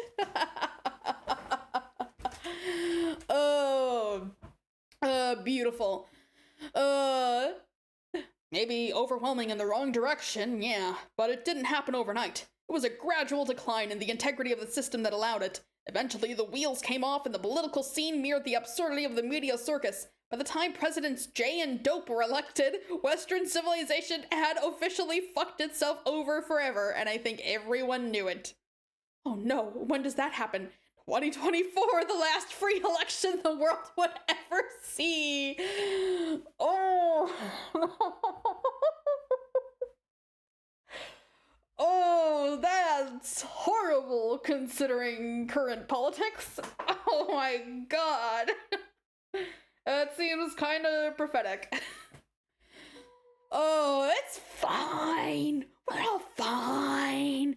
Democracy is fine. It's fine. It's all perfectly and it's perfectly intact.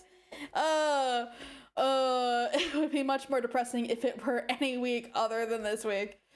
I'm gonna be honest, I have not been paying attention to anything going on this week. What happened this week? That's less depressing this week. I know there was, what? Actually, no, that was a while ago. Never mind. I know nothing. Oh god, it's been a busy week. So like they were on the ticket together as president and vice president? No, man. A bunch of good people actually got elected? Nice! Thank goodness! Hooray! Yeah, things are overall kind of shitty, but you just gotta look like, God, I think I heard this from Mr. Rogers once actually, that like every time things are terrible, you just gotta look for the helpers. You just gotta look for the people who are helping any way they can. And that's how to not feel so suffocated by all the bad stuff. You just gotta look for the people who are helping and be one of the helpers yourself, if you can. Oh god, I love Mr. Rogers. I miss him. Oh, I grew up watching him and God, just like every episode just feels like a big warm hug for your soul. Just, God, he's so good. God, I miss him. The world was a better place with him in it. And it's a better place now because he was in it. It was so comfy. I loved the, like jazzy intro every time. It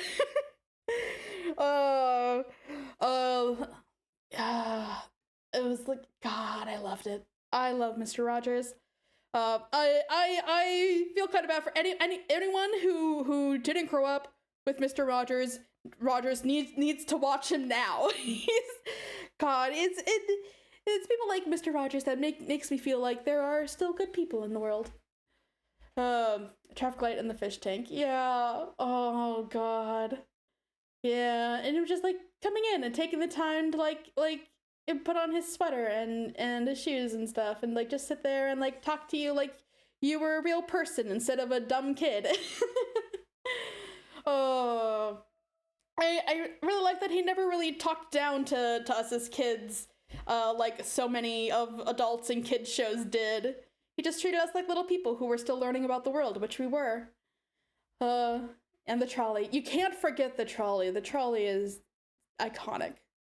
Oh man. If Mr. Rogers was still alive, he would have been the perfect nemesis to the Batter Witch. He would have beaten her in moments, just with pure kindness and goodwill. Mr. Rogers versus Betty Crocker. So like they were on the ticket together as president and vice president? No, man, they were both president. They were the first dual presidents of the United States of America. Also the last. They were also the first and last Juggalo presidents. The founding fathers warned us about this, but nobody listened. They did? Warned us about what exactly? The mirthful executives. George Washington had prophetic nightmares about them. He tried to warn people and get language embedded into the Constitution to prevent it, like forbidding the election of what he famously described as a pair of salty bards or unruly jesters given to the sweet drink. But everyone just thought he toked too hard on the colonial cannabis or whatever. I'm not sure I follow. These are like clown presidents or such? Yes, they were a shitty rap duo from your time. But they ran a hell of a campaign.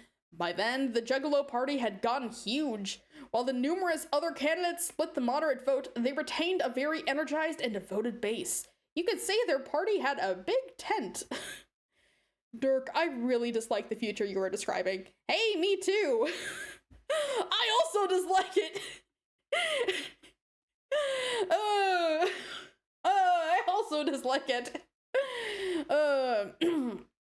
Hey, me too. They were swept into office on a wave of Fago, and the presidential inauguration was the biggest gathering of the Juggalos of all time. They all hosed each other down on the White House lawn with shitty soda. The DC and the Capitol thereafter officially stood for Dark Carnival. Of course, their campaign was helped considerably by having support from the Baroness. In retrospect, people developed the impression that it was all a part of her sick sense of humor. There was this sense that she just loved the idea of delegating the extreme subjugation of the world's population to a pair of demented clown rappers. Some have speculated this was just another way she was attempting to resurrect her previous model of governance, though this seems kind of far-fetched to me. Who the fuck ever heard of an alien juggalo? To me, this is about as stupid as the crackpot theories get.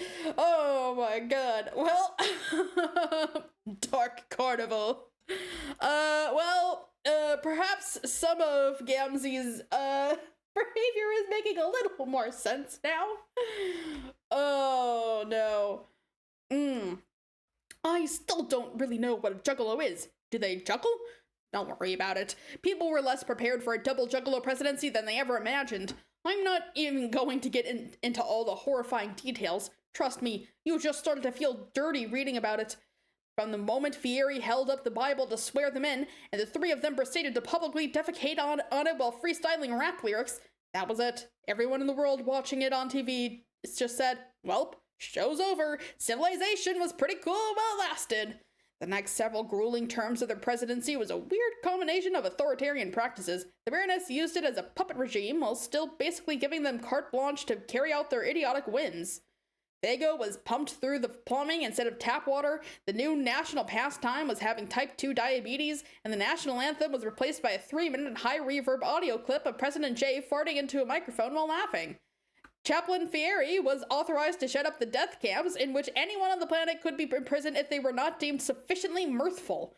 And so the cleansing began, priming humanity for its new ruler while waiting in the wings. This was when our ancestors had enough. The resistance movement had failed, but they could at least bring the war criminals to justice. My bro finally caught up with the presidents and challenged them to a duel. They accepted, having for years regarded him as a cocky rival rapper who failed to show them the proper respect. In their arrogance, they invited him into the foul belly of the carnival, believing they could teach him once and for all what it truly meant to be down with the clown. For centuries thereafter, survivors of the Hilaricost would cite the rooftop showdown as one of the most heroic moments in human history. Strife, strife, strife. Yeah, you go, Dave. He killed them both. Wipe those smirks off their faces. You're not laughing now, are you?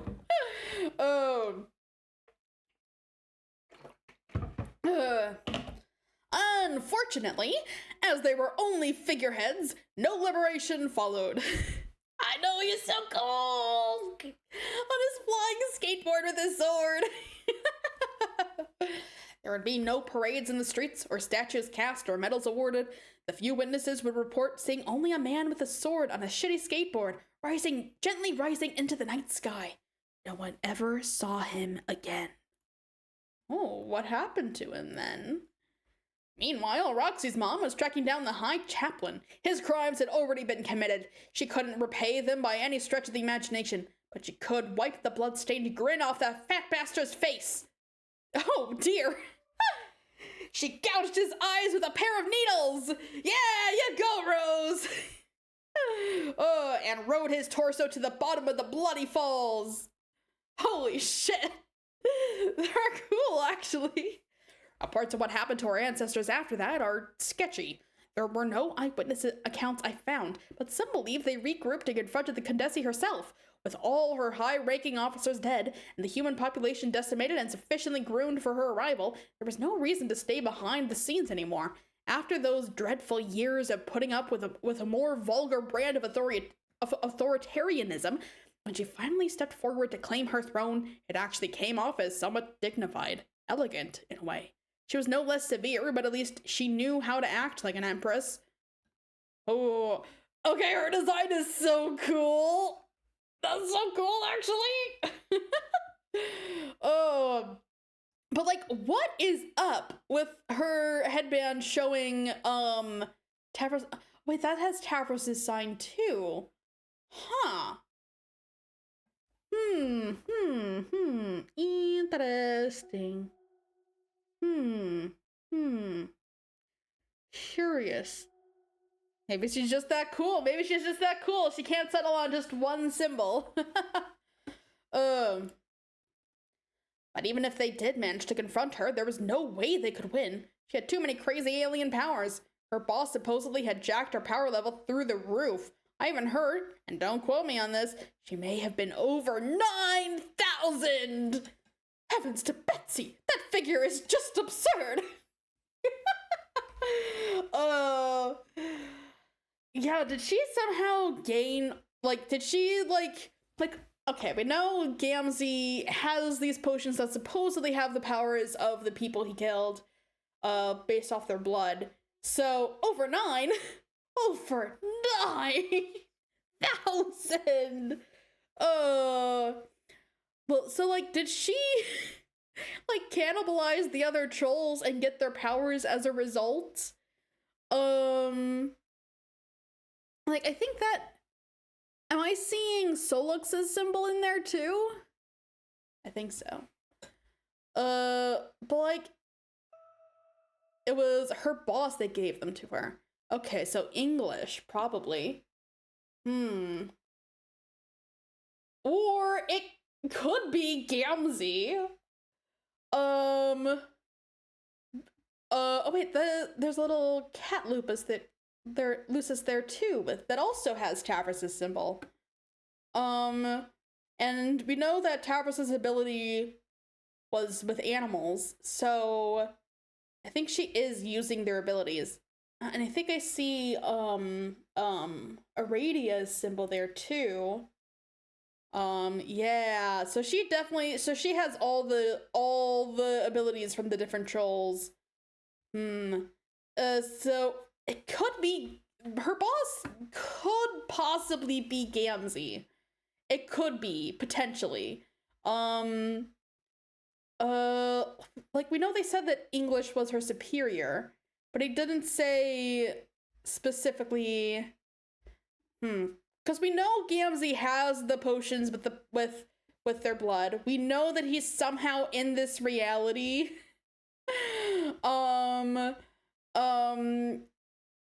Somehow with Jane, somehow, who knows?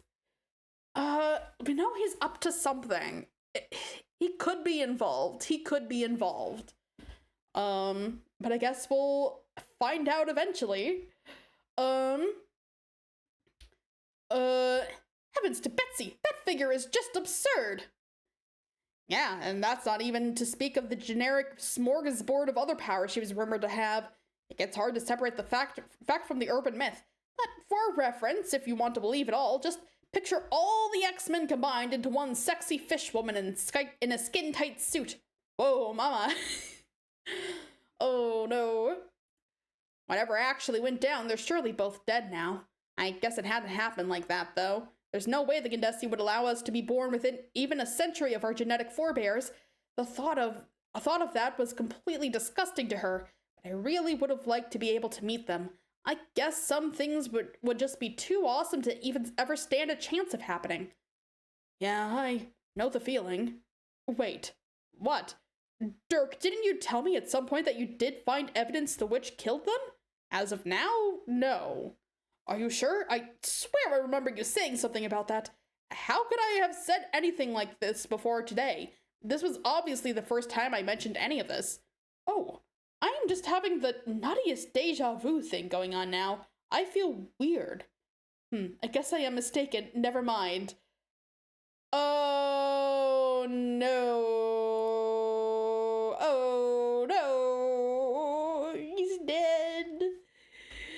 Oh.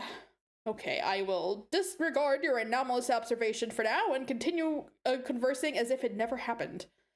Right, good plan. Anywho, that's a heck of a tragic and thrilling tale, Dirk. I am still totally cocky and catawampus about it all, and I don't even know what to think. But you'll believe me, right? Oh yeah, every word of it. Wow. Why shouldn't I? You're my friend, and I trust you. I still just think it's impressive is all. Even after all this time, you're pretty much a one-of-a-kind dude. Heh, not really, I just like believing stuff and believing in people. Wait, what do you mean? About what? When you said after all this time. Oh, you just told me now. Yes. Hang on. Ugh. The deja vu shit is happening again. Okay, I am sure we've had this conversation before. So many things are familiar. I remember you saying the one-of-a-kind dude thing. I remember saying the word catawampus and all of it.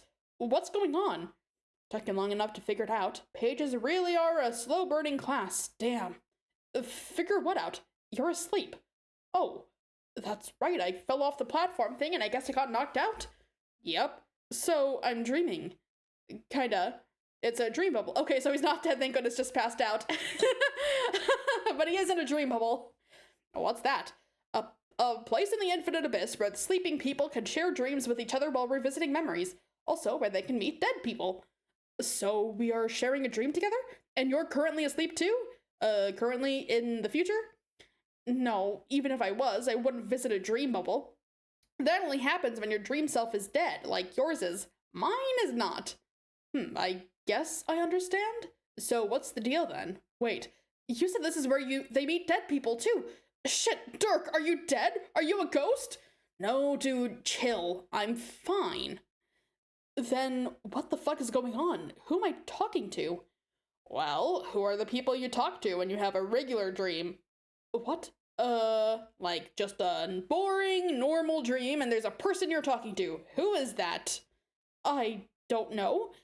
It's nobody. Just a projection of your own mind. Dream bubbles don't always need to be shared by dreamers or dead people. You can go to sleep and wake up in one alone, reliving an old memory. Kind of like a normal dream, until you remember it's just a memory, which is where we are now. Okay, so I am having like a lucid dreamy thing in a magic bubble, and you are just like a figment of my imagination? Yes, basically. So I'm talking to myself. That's kind of stupid. Well, yeah, but not quite. You could view me as a projection of the real Dirk within your mind, as expressed through all of your thought patterns about him. So I'm kind of a splinter of his corporeal self who happens to live in your awareness. I'm a startlingly close approximation to the real thing for all intents and purposes. Just how startlingly close are we talking? I am not going to give you a bogus percentage like the glasses, because that's not my shtick, but pretty damn close. Okay, that's fair, but man, there is something that feels kind of weird about this. You being in my head, it's a little messed up. What's messed up about it? You were the one who put me here with your intimate understandings of all his mannerisms and predilections, and a splintered existence is pretty much how he rolls. This is how shit is, bro. Okay, I'm sorry for saying it's messed up, but it's still a bit frustrating. I've been trying to talk to you all day, but all I get is your pesky responder bedeviling me at every turn and your frigging robot punching me across the ocean and then throwing a weird tantrum and ripping his nuclear heart out in front of me. And if that weren't enough, I tumbled off the doohickey and knocked myself out, and now I'm strolling down memory lane with your fake brain ghost. It's like you're surrounding me from all sides with imitations of yourself, but never the real you. Cheese and fucking crackers, when do I just get to talk to the actual Dirk? Jake, what do you even know about someone's actual self? What makes it actual? What is actuality? What a horseshitty question. I don't know anything about actuality, I guess, but I know some philosophabble horseshit when I dad blasted hear it. I'm just saying, this isn't really your field of expertise. Dirk is the heart guy. He's the one walking the path of self, even when he doesn't know it, like right now. But what does that mean? And how can you really be made of only my thoughts when I don't even know what you're talking about sometimes? Or when I didn't know some of the things you're telling me, like about being in a dream bubble? How can I tell myself about that stuff through Brain Ghost Dirk? It says you don't know those things on some level. I don't think I do. I have no business knowing these things. Pages have a lot of untapped potential. That's practically all there is to the class, actually. But when they eventually find it, look out. And the ones who deal in hope? Shit, man. I'm scared of you already, and I'm not even real. Oh, goodbye, Dream Dirk. Are you sure you aren't real? No offense, but I kind of get the same smartass vibe from you as I do from the responder. Like, har har, I have the same basic personality as Dirk, but without any accountability or anything, so let me just be kind of flippant and mess with this Jake fella's head. You know what I'm saying? Yes, that's a surprisingly decent observation about me. Yeah, see, I think I maybe did a little too good of a job brain cloning you. This is way too much like talking to the real fake Dirk. Holy cow, what a dumb sentence that was. You did a good job. A perfect job, in fact. Untapped potential, remember? I don't think one of Dirk's splinters could exist nearly as well in anyone's mind other than yours. Well, that's just spiffy for me, but I'm starting to feel somewhat like I'm being haunted by you now. I just want to talk to my real buddy, and by real I just mean the original guy. What do you even want to say to him? Oh, I don't know. It's not like you can keep any secrets from me here. I pretty much am your brain. No, don't say that. It's so weird. You do realize he's coming for you. Dirk, in the real world. The man has his designs. Yes, I know. Want to talk about it? With you? No, that's like talking to him about it, which is like really jumping the gun, I think. What better chance is there to try talking about it than with a stunt double for your hyper-aggressive suitor within the safety and privacy of your own mind? But I can't yet. I just can't. There are some feelings I'm not sure how to put into words yet, and doing it in front of you, whether you're a stunt double or a brain puppet or whatever, it just makes me feel uncomfortable. So there are feelings you don't want to try to put into words, even while you are dwelling entirely within the realm of your own mind? Yes? What is so hard to understand about that? What about the spider ghost? Huh?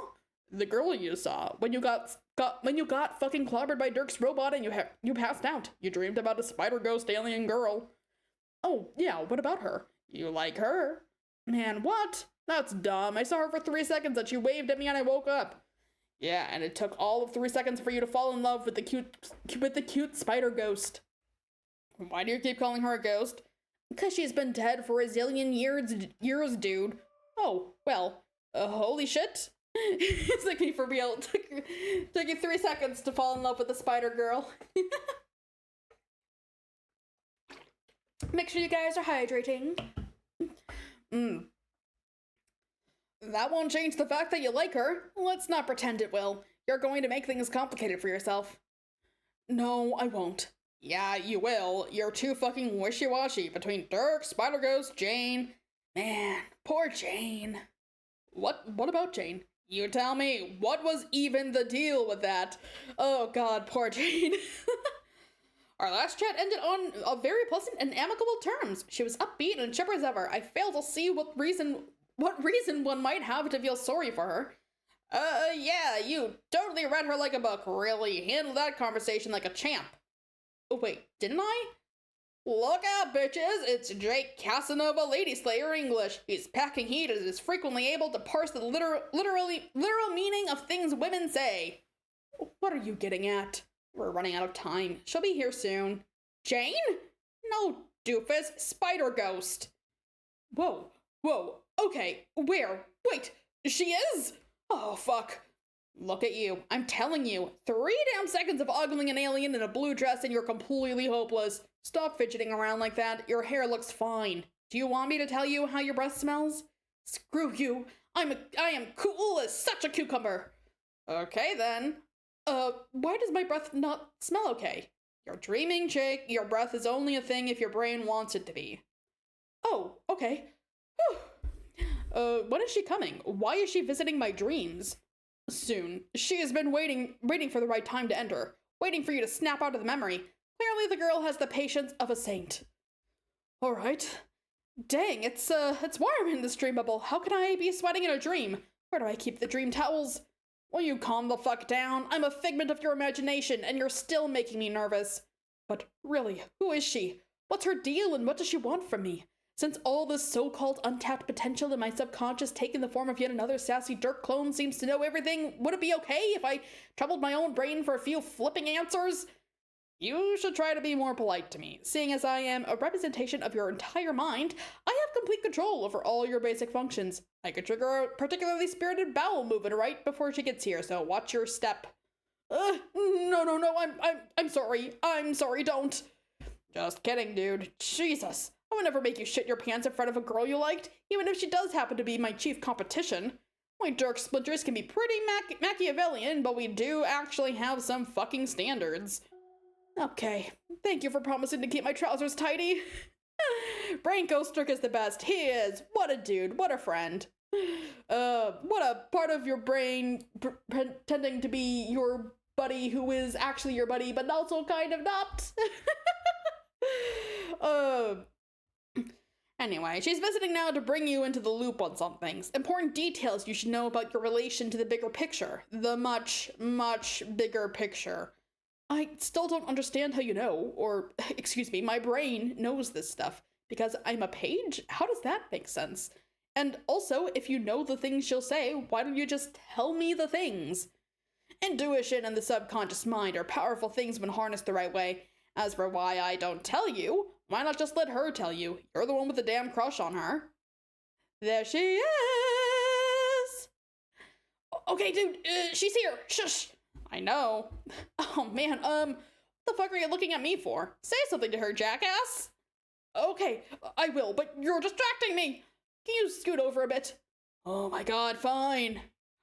Hi there! Welcome! Don't mind him, he's just a brain clone of my best friend. I know that sounds crazy.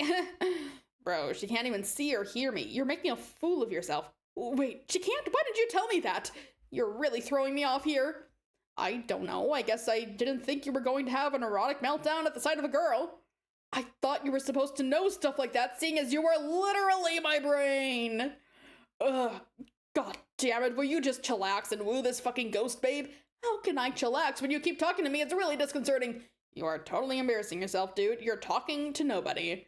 And I'm starting to feel bad for Spider Ghost. Look at her. She's getting uncomfortable. Just shut up. I can't think. You're being so lame. I don't care if I'm a figment of your imagination or not. I can't take this bullshit. Either you get your shit together and put the moves on this Dead Space Vixen, or I start fucking with your cortex and making you pop a dream boner. Oh god, no. Don't you dare. You don't think I'll do it? No, please, please, please do not give me a boner, Dirk. Sorry, Jake, the plan's in motion. Next up, Boner City. So that was the plan all along, to give me a boner? And you got one. You motherfucker. Oh, tee, false alarm, I see. Very funny, cool guy. I think you're full of shit. You're bluffing. You don't even have the power to give me a phantasmal erection. Dude, you're still saying this all in front of her, you know? Jake, please. Members of the Juggalo party aren't the only ones who can pitch a big tent. Then go ahead. Make my fucking day. I'm ready for you. You think I'm afraid? I'll take your boner magic like a man. Dude, he's a little socially inept, and that's why we love him. Yeah. Oh, we love you anyway, dude. Oh, but you're saying things like this in front of her. Um, this is so stupid. You're out of your mind, and this is coming from your mind self. I can't even watch this. I'm out of here. Well, good riddance to ironic hipster douchewad rubbish is what I have to say about that. I wonder what Jack's up to right now. What? I mean, what? Who's Jack? Talk to the girl, okay? You have some damage control to do. Start jailbreak adventure. Actually, before we do this, I'm gonna take a little bit of a break. Someone does this in front of you. What's your reaction? Slowly back away. Oh my god. I'm gonna take a little bit of a 5-minute break, and I will see you guys when we get back.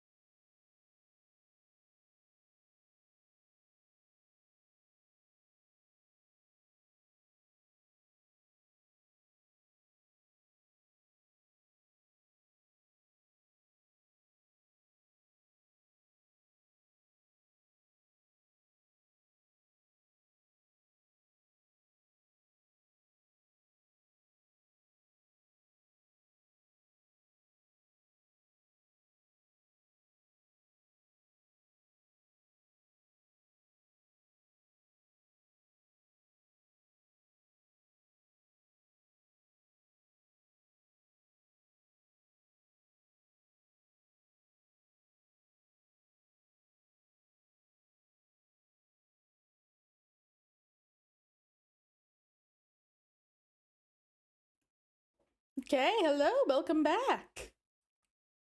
Thank you again, Mixolity, for the music. That was lovely. Now we can get in. Welcome back, everyone. And we can get back into. Oh, I'm muted. What? Oh, hold on.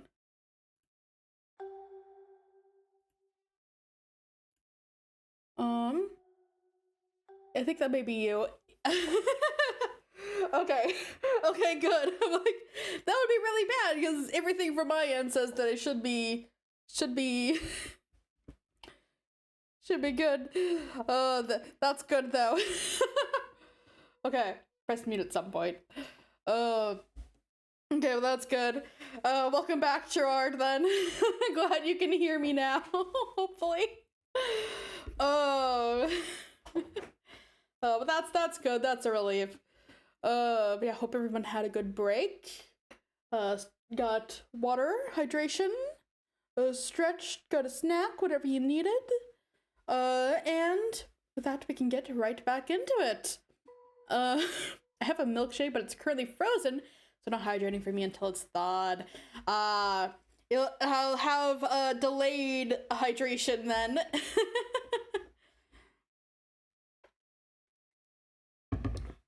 Okay. Looks like Jack is having some fun adventures here. You wake up locked in a deserted jail cell, completely alone. There is nothing at all in your cell, useful or otherwise. Yeah, we're back to jailbreak.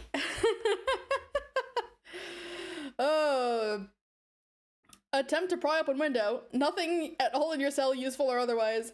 Not that key or that teleport pad?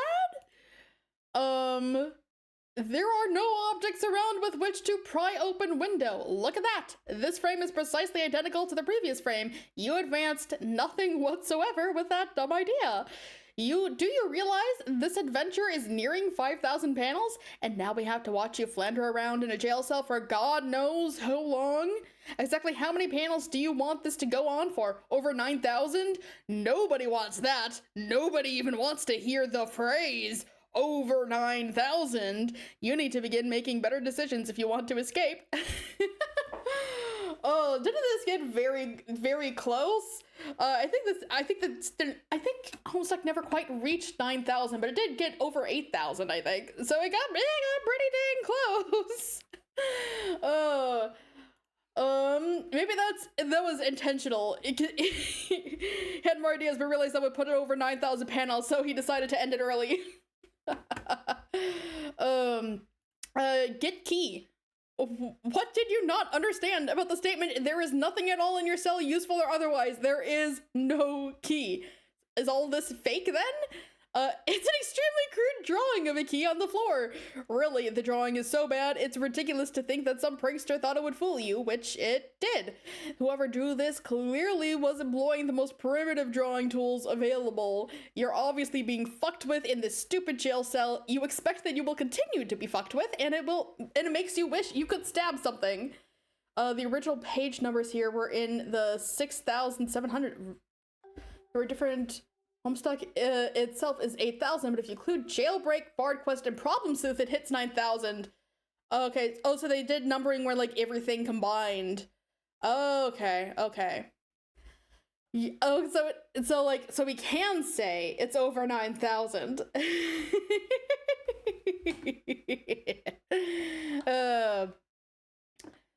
Get pumpkin. Started on page 1901 originally. Interesting. Nice. The alternate numbering starts at 1. Yeah. Okay, which I think is what I'm using. What a fucking pumpkin. There is no pumpkin. Once again, there is nothing at all in your cell, useful or... Oh, god damn it. Okay, a pumpkin appears. You guess it must be feeding time for the prisoners. These propitiation jails are like luxury suites compared to the penal system on Dursey. It should be the softest time you ever did. Because the previous 1,900 pages were the other adventures. Nice. Yeah. Consume pumpkin. Oh, what a horrible idea. You don't eat fresh produce. The thought is revolting to you. What do you think these sharp teeth are for? Or what's left of them, at least. You'll have to make a note to file a protest with your lawyer. Complain of cruel and unusual treatment. Their coddling criminal justice system will undoubtedly see to it you are given some proper meat to consume. Perhaps a prime cut of filet mignon, as if you were a guest of honor. What a bunch of powder puffs with all their nammy-pammy morals and compassion. This kingdom makes you sick. Look out window. You step up on the little Kirby thing to get a better look outside. Can't make a plan without getting your bearings. I love that the key drawing is smudged now. Oh. A lone sentry is on duty below. You shout a few obscenities his way. You wonder aloud what a guy has to do to get a decent meal around here. Hey, you're talking to that guy. It's no use, though. He ignores you. Just look at that stoic face, the unshakable discipline, the stalwart sense of duty and pride. This is what it means to be a member of the Prospician Royal Guard. What a load of shit, you grumble to yourself, but loud enough for him to hear. Inspect Pumpkin. That guy won't be of any use. You doubt you could even manage to lure him into your pissing radius, magnificent though it is. You give the pitiful gourd a little kick. A terrible thought occurs to you. What if you have no choice but to eat this awful thing? You can't let it come to that. You have to get out of here. Hold on. What's that? Please look inside. Eureka! Droll, you beautiful bastard! Looks like he stuck something inside the pumpkin to help you escape. Probably a bomb.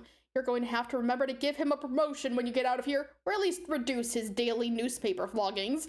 Need to think of a way to get the bomb out of there. Can't just smash it with your foot or it might explode and take your leg off. Too bad they confiscated your knives, or you could slice the thing open neatly. Maybe even carve a funny face into it. You bet you're the first guy who ever thought of doing that. That is especially funny coming right after Halloween. This came out in April. Search for a carving apparatus. But it does say, please look inside. I'm gonna think he's gonna like throw it or something expecting a bomb, but it's gonna be like a key or something that he needed to have on him, and he's gonna screw himself over. Search for carving apparatus. Hang on, you remember seeing some pointy things just outside the window. Luckily, both kingdoms are totally covered in pointy things. Can't swing a dead cat without impaling it on one. Take pointy thing. You snap off a golden pointy thing. It should be sharp enough to do the trick. Carve pumpkin. It slices through the meat of the vegetable like a sharp spire through thick squash. This is working so well. Who the hell needs a trusty knife when you are this resourceful? Screw knives. You take it back. You can't stay mad at knives. You can taste your liberation already. You can't wait to hear the sweet ticking of the bomb that is definitely in there.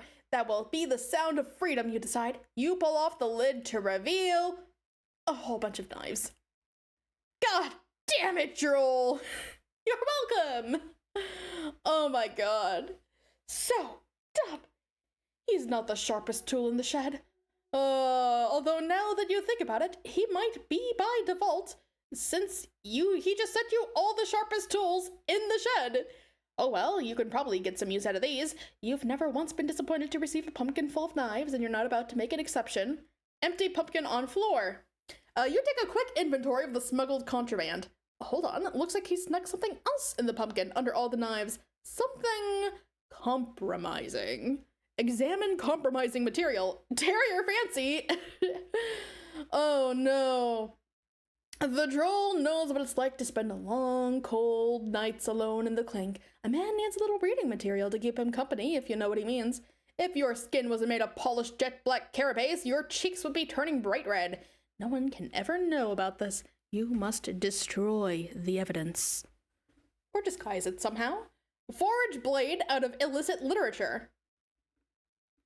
None shall be the wiser. It is the perfect crime. When you bust out of prison, you should be locked right back up again because of how perfect this crime is. Lest we forget, Jack is a furry. Throw a knife down there to get that guy's attention. Oh dear, that should get the guy's attention. You just stabbed him. You just killed him. Unfortunately, it only keeps his attention until he dies, which is almost instantly. You need to come up with a better plan. While you would argue that random stabbings are their own reward, they aren't getting you any closer to escape. Examine exit. That door is locked tight. You're going to need a key to open it, preferably one that isn't horribly drawn on the floor to taunt you. Knock on door. Maybe if you knock hard enough, in just the right way, at just the right time. Wait for it. Wait for it. Wait, no, not yet. Wait for it. Wait! Now! Bop! Your clumsy fist accidentally flies through the bars, knocking out a passerby. Keys from his key ring jangle on the floor. It's quite possible one of those keys will unlock your door, but they're all well out of reach now. What next, genius? Use knife to snag one of the keys on the floor. You see if a knife can adequately lengthen your reach, but it's no use. They are still just outside your modest slashing radius. No dice. Need a different approach. Wait a minute. Another guard notices your unauthorized tomfoolery and radios for backup. Beckon other guard over. He looks none too pleased by your misbehavior. This will surely result in reduced rations. You can expect to find a slightly smaller pumpkin in your cell come sky rise, mister. You keep beckoning him just a little closer. A little closer. Convince second guard to pick up keys for you. You use a little persuasion to see if you can get him to... Jack! No! That is not how you convince someone to do something! You're supposed to save the stabbing until after you intimidate him into doing what you want! How exactly is a dead guy supposed to pick up some keys for you?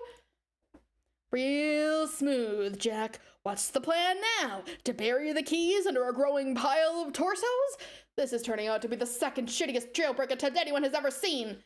Look around room. The only remaining thing in the room worth noting is the other corner of your cell. Just a transport pad prisoners are supposed to use as a waste receptacle. These were decommissioned in Jersey prisons a long time ago. Too many prisoners' suicides and severed heads showing up in the waste bins. None of those auto decapitations were authorized with the right paperwork, so privileges had to be suspended. You hear the door open and slam shut. Someone else is in your cell. Looks like the sentry phoned downstairs for a little muscle.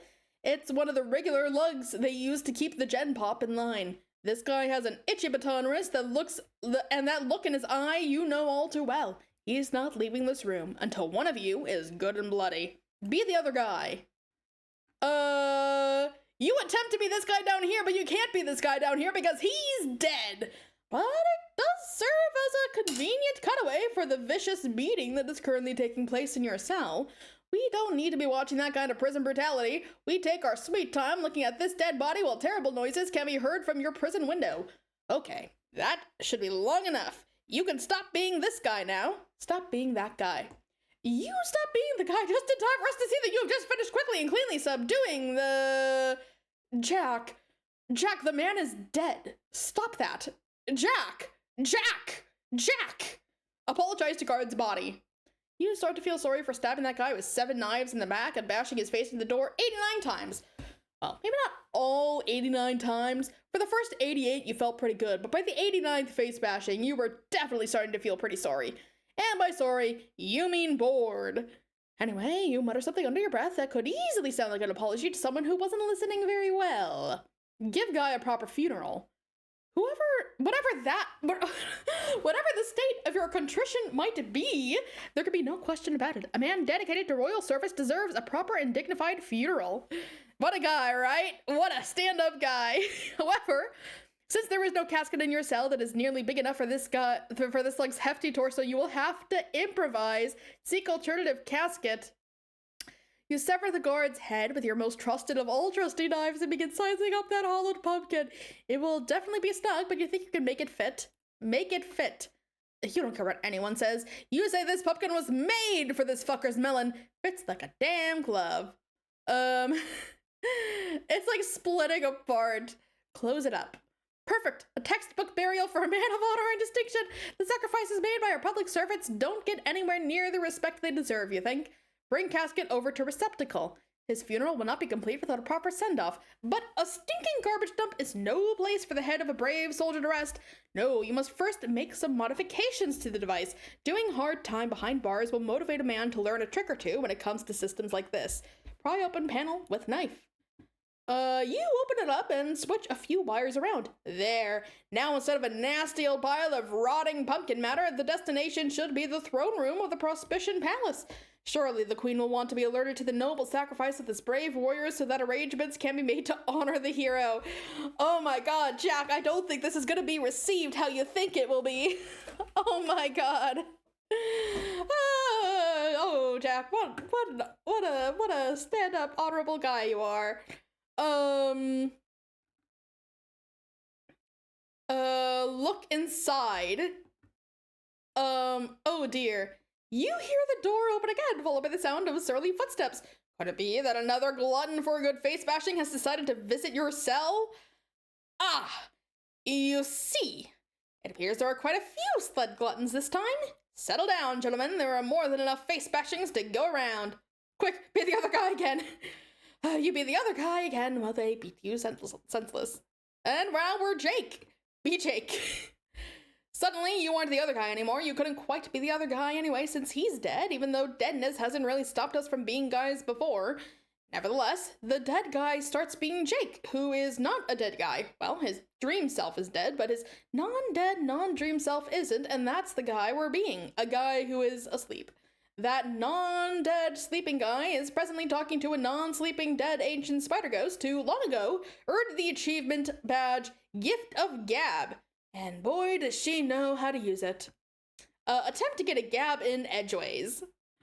Well, Jake, don't you have anything to say? I think I've spent enough time introducing myself. You've hardly said a word. So I entered to face a copy of the book Wizardology for a friend's birthday.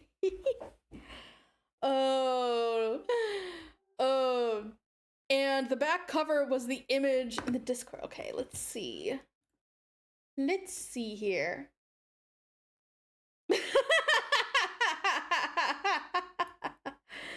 Okay, hold on, I'm bringing this up. Where is my, here we go.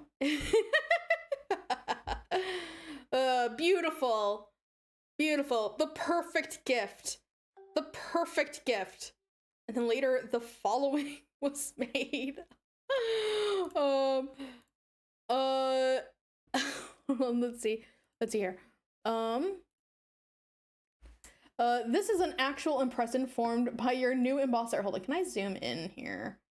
Hold on, I'm gonna, here, hold on one second. Here we go, I can zoom in like this. Bring this here. Now I can zoom in. This is an actual impression formed by your new embosser. You're welcome. Congratulations, you are now the proud owner of a genuine Seal King laser cut embosser. Okay, we don't need to read all that, but that's hilarious. I love that.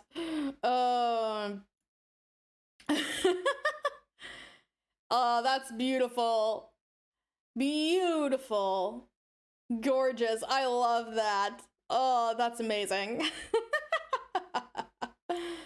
Oh, I love that.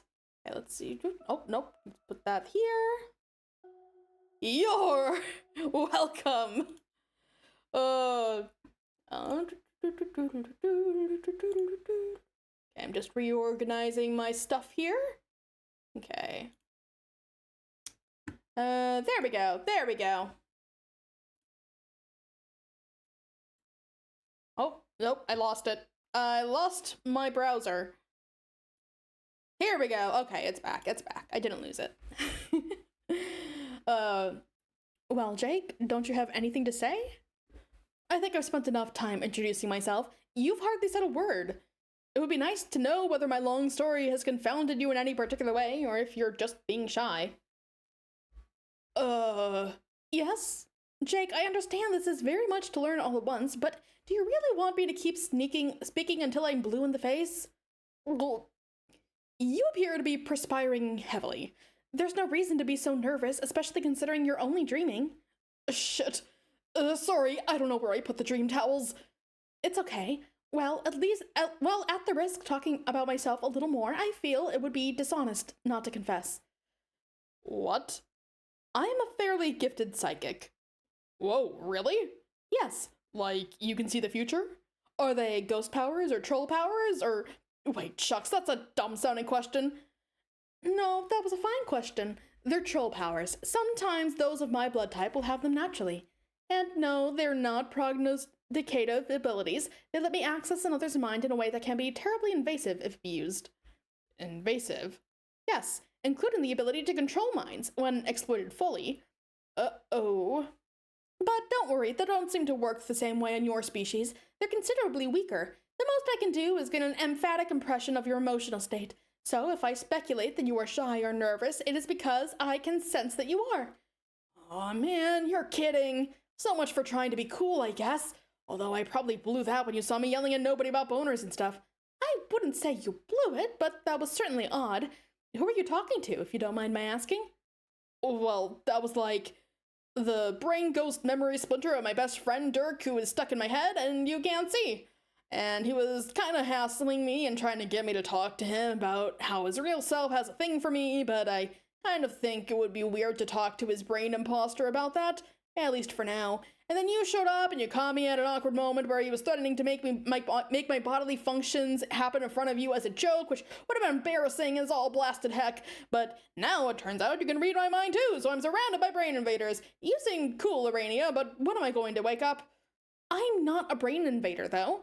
I said I can only sense your emotions. I think it's polite to let people know before long, otherwise I begin to feel a bit underhanded. Okay, I guess that's not too bad. I think I could keep my feelings buttoned up. That is what strong and adventurous gentlemen do, I think. They keep a stiff upper lip, even on the inside. That way they are never embarrassed and feel slightly more brave about stuff. But you don't have to. That was not the point of my telling you. I'm used to sensing many things from people. There aren't any feelings you could have that would be that surprising to me or compromising to you. I really just want you to relax for the brief time we have in this bubble and talk to me. Gotcha, but what should I talk about? Well, I have spent almost no time examining this iteration of your universe. The gods have given me very little access to it through the memories of others until now. I believe they're finally beginning to bridge the divide between long-estranged compartments of reality, allowing previously unintroduced parties to mingle. Those from different universes, both their initial iterations and their scratched reboots. Those from different spheres, ones of creative potential and of mortality. Through us, all they attempt to bring closure to unsanctioned loops and restore stability to the cosmos. So I am curious about you and your friends. What is your life like? My life? I wish I could say it was more interesting, but it's actually been a mite lackluster. There were monsters, but I try to stay away from them, to tell you the truth. It's mostly just me sitting around here watching movies and stuff, and sometimes polishing firearms. Guns are sweet, so are movies. This is a terrible story. I understand. The same is mostly true for myself. I can sense that you are either very impressed or in some way intimidated by me, but when it comes down to the basics, a description of my life would be boring as well. Why don't you show me around? Show you around my room? Yeah, okay. Well, there are some guns. Like I said, guns are great. There is a whole mess of movie posters on the wall. You probably never heard of any of them, being a dead alien and such. Nope. And, I don't know. There's a desk, which I use to work on silly projects, and, that's my bed, I guess. What else? Dude, just FYI, you've been kind of staring at her. What? Shush! What was that? Nothing? I'm not trying to fuck you up here, I promise, but you gotta watch what you're thinking, remember? Go away! Aw, man, no. See that thought you just had? That's exactly what I'm talking about. She's a fucking empath, bro. She can pick up on shit like that. Shush, not listening to you. Jake? Nothing. It's cool. You have got to be kidding. Did you seriously just think something that dirty? You must be doing this on purpose to spite me now. I mean, just wow, dude. That was X-rated as fuck. No, stop it. See, you're talking about it and now I can't help it. You're psyching me into having dirty thoughts and get fucking lost, you interloping brain douche. Ow. Okay. Sorry, just bonked my head on my light there. Ugh. Don't worry, I'm gone. It's like a goddamn peep show in here, and I feel like a sleazy piece of shit watching this from a dark corner in your mind. You have a graphic imagination, English. I'm kind of impressed. Shut up. They're just thoughts. It's not even like I'm trying to have them. They don't mean anything. Should I leave and come back during another dream? No. Okay then. Oh, what's this? An illustrated story of some sort? Oh, hey, whoa, let's not worry about that. It's nothing really. Here, give me that, okay? Oh, why are you getting flustered about this literature? Is it pornographic? It does not strike me as indecent at a glance. Maybe our cultures have different standards? What? No, it's not that at all. It's just, I don't know, it's just a nerdy comic I read. It's no big deal. There's gotta be other stuff to talk about. Let's see. Jake? Huh? You know, it's not the first time I've sensed that someone felt a flushed attraction for me. Flushed? What's it? Oh my flipping gosh. You really don't have to be so embarrassed. It's perfectly okay. Oh god, you said my stupid sexy thoughts, I knew it! New song, nice, let's go! Center of Brilliance by Solatris. God damn you, bogus brain strider! That's gotta go straight to her head, feeling every time someone has a crush on her.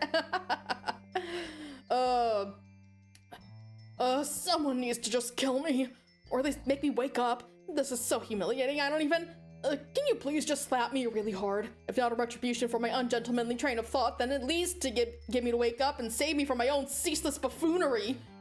Actually, I do believe it would be within the scope of my abilities to get you to wake up, but do you really want me to do that? Maybe.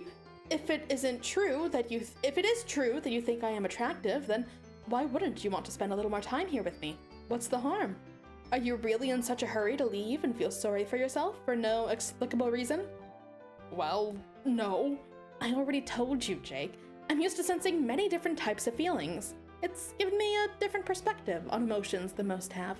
For most, the feelings of others are often a mystery, so they are prone to speculation and paranoia about the motivations of people they meet. The emotions of others can seem like such a well-guarded mysteries. People begin to believe that's how their own emotions should be treated as well. So when someone can read their thoughts easily, it feels like a violation. But to one accustomed to reading those thoughts, there isn't the same perception of violation or secrecy. It's more like examining other self-evident facts about a person, like taking note of their appearance. It's still hard for non-psychics to understand this, though, even if you explain it to them. It can lead to some awkward relationships, unfortunately. I imagine it would. So, you've sensed it when other fellows have had the hots for you? Fellows, yes. And ladies, it's happened. Yowza! You must have been popular, I guess. Oh no, not really. The fact that I've been the fleeting object of attraction to a handful really paints the wrong social picture, I'm afraid. That is hard to believe. It's my experience that people very often underestimate their own likability. I sense that feeling all the time. Probably because they're in the dark about others' thoughts. They're usually in doubt, so they frequently err on the side of pessimism. In many cases, they would be surprised if they knew how many around them were open to friendship, or possibly something more. I would venture that if you had such a sense, you might even be surprised yourself. That's a laugh. I'm quite sure my only suitor is my best bro, and even then, he's such a jumbled, stupid puzzle of unfathomable ironies. I'm not even sure about that half the time. I wish I had your powers. That would be top-notch. I'd be parked on the corner of Relationship Lane and Easy Street. I could kick back my eligible bachelor's limousine and never fuck up or ever say anything awkward like I have been doing nonstop so far in this dream. Let's not get carried away. That certainly does not describe my experience. You would think being able to sense the occasional attraction from others would be advantageous and inspire confidence in yourself. And it is nice when that happens, sure, but then you feel the negative emotions directed at you as well. And even if they are less common than the positive ones, you have a way of dwelling on them and magnifying them far beyond their real significance. It's funny how an ability that should give you all the advantages in the world over others can lead you to feel worse about yourself than if you had never had them. You put all your energy into thinking about people with bad feelings about you instead of the good, and you try your best to fix things, but usually it just gets worse. People think you're overbearing and needy, and they don't understand what it is you want from them. I can see why it can drive some with my abilities to abuse their powers. Fortunately, I was able to resist the temptation. So, there are people on your planet who do that? On the world I was from, it was rare. Only a few criminals and outcasts would. But in the second iteration I mentioned, it was commonplace. Like I said, things were very different. In my world, though, the higher castes have a lot of responsibilities. It wouldn't be right to abuse my powers. So you were in a higher caste because the hemospectrum thing you mentioned? So you were listening to my lengthy preamble. I heard all of it. I was just, well, go on. Yes, bluebuds like myself were higher than most. The job of each blood caste was to serve the needs of all those below it. We were to use our progressively greater longevity and wisdom to help the lower castes learn and grow, to listen to them and try to provide whatever they were missing, like a hierarchy of caretakers with increasing social responsibility. When the order functioned in harmony, our civilization would flourish. That is sure a neat-sounding science fiction utopia.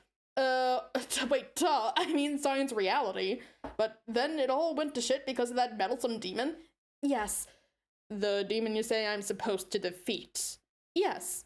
Hang on, would that be the same demon I'm named after? Who told you that? I guess technically my own brain did. That's interesting. I wasn't planning on mentioning that, or at least not just yet. Why? There's no reason to prematurely overcomplicate an already complicated tale. All facts will fall into place in due time. Yeah, but it's true, right? More or less. Can you tell me anything more about this demon? All I know is he might be a skull monster. Wait, he is a skull monster, right? He is most certainly is a skull monster. A very big and angry skull monster. Yes!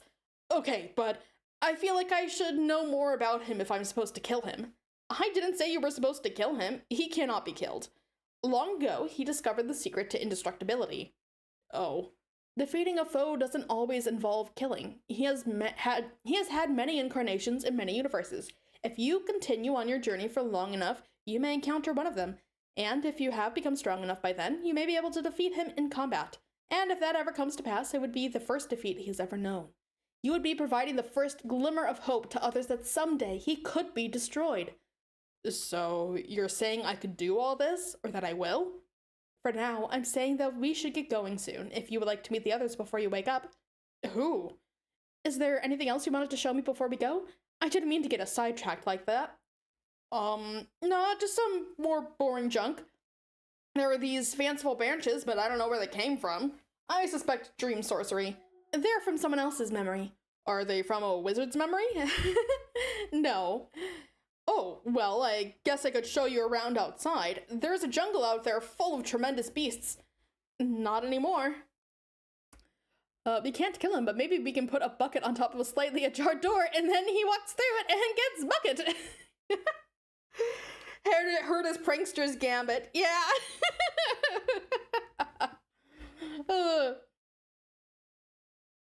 Ooh. Oh, I do love these purple trees. They're so pretty. Son of a bitch! More fancy branches! This way. Oh, what is this realm of limitless wonder? Realm of limitless wonder? God damn it, Jake! Shush! It was my planet. That's great. Everything is so amazing. Who would have thunk you could have such crackerjack adventures in your dreams that are basically real instead of imaginary? Yup. Or, for that matter, that you could meet such neat people along the way. Your thoughts are wandering again, man. Shush! Whoa, yeah, that gross mushy thought right there. Are you even paying attention? No, shush! We've already been through this, you hopeless robe. You might as well be saying it out loud to her, so why don't you? Maybe I will, wise guy. I mean, she is pretty hot. I know! Now shush! Jake, it wouldn't work between us. Huh? I'm dead. Yes, right. Perhaps if you died too, although maybe not after too long. I don't know how I would feel about that if you were a lot older than me. Man, what the fuck? Although technically, I am already so much older than you. It would just be kind of strange if you were physically my senior by any significant margin, you know? This is a weird fucking train of thought. Can you tell her that? No. I'm going to make you have a seizure and get you to mind the message to her with your spastic gyrations. Pelvic thrusts will be my exclamation points. Beautiful hot ghost alien said that to me. I think I'd decompose on the spot. Oh god. was I? Oh, pelvic thrust will be my exclamation points. Screw you! You heard her, I totally have a shot! What?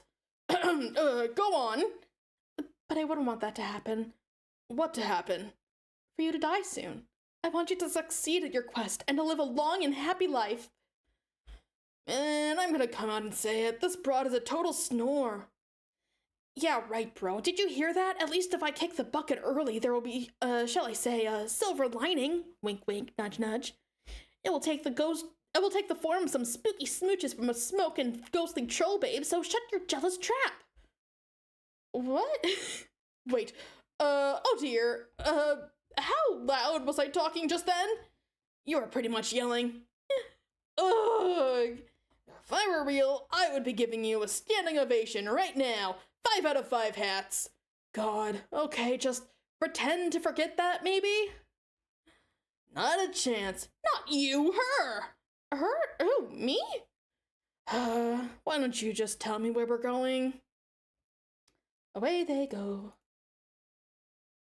I've gathered a small group of travelers for a meeting. They're briefly passing through this bubble. I was hoping we could introduce ourselves to one another and help orient an old friend of mine to the afterlife.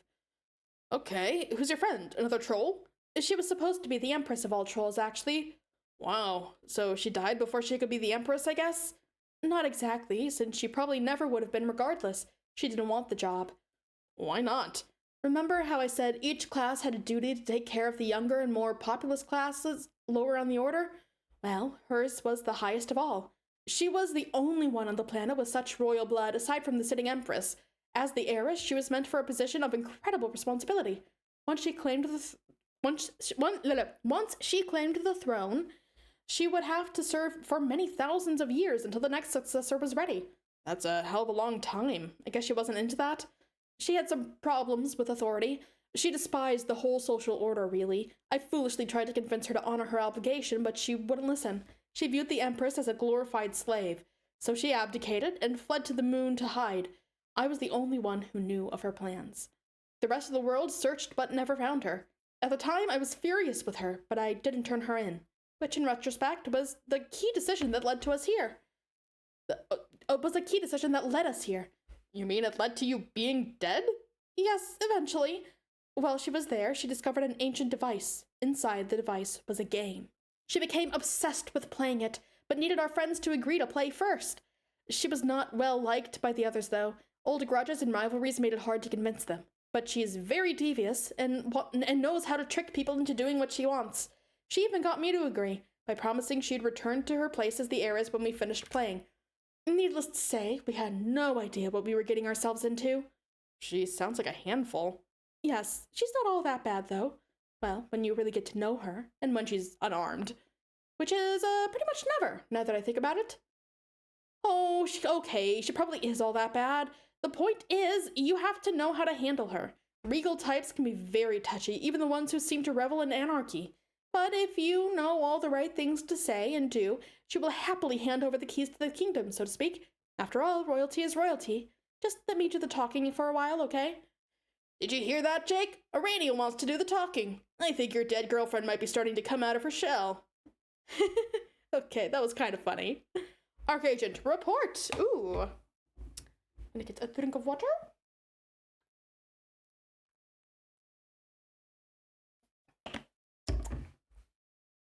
The Archagent cannot submit the paperwork for his daily report because the Archagent isn't in jail. He was a bit sloppy and got himself pinched by the white shells. It's getting real saucy, yeah. That leaves all his duties to the penultimate, otherwise known as the Draconian Dignitary. Milkshake update, still frozen, but less so. Okay, gradually it will become drinkable. We should bear in mind that penultimagent isn't an officially recognized title, though. It's just a word he thinks sounds kinda cool. Penultimagent. Report. The report is that you've got all these reports to fill out, which the Archagent has been letting pile up, and which you have absolutely no intention of completing. Paperwork's even less your bag than it is his.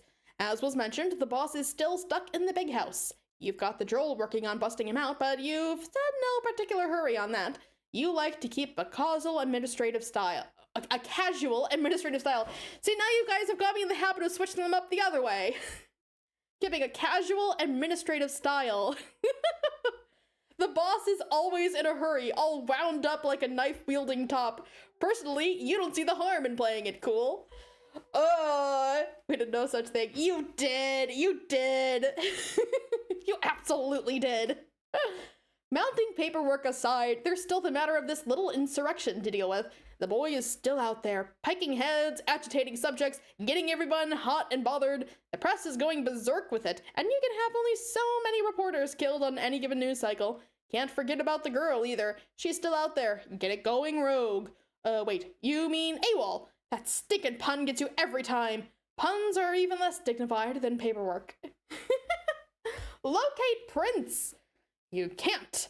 By now, the kid is up to his goddamn neck in convoluted Gothic architecture. He's burrowed fuck deep in flying buttresses and purple pointy things. He even stopped by the boss's cubicle of vigilance and sliced up his fenestrated walls to make searching for him harder. Cunning bastard. There used to be a fourth one, but you don't know what happened to it. There was a rumor circulating that some old woman made off with it some time ago before the new queen took over.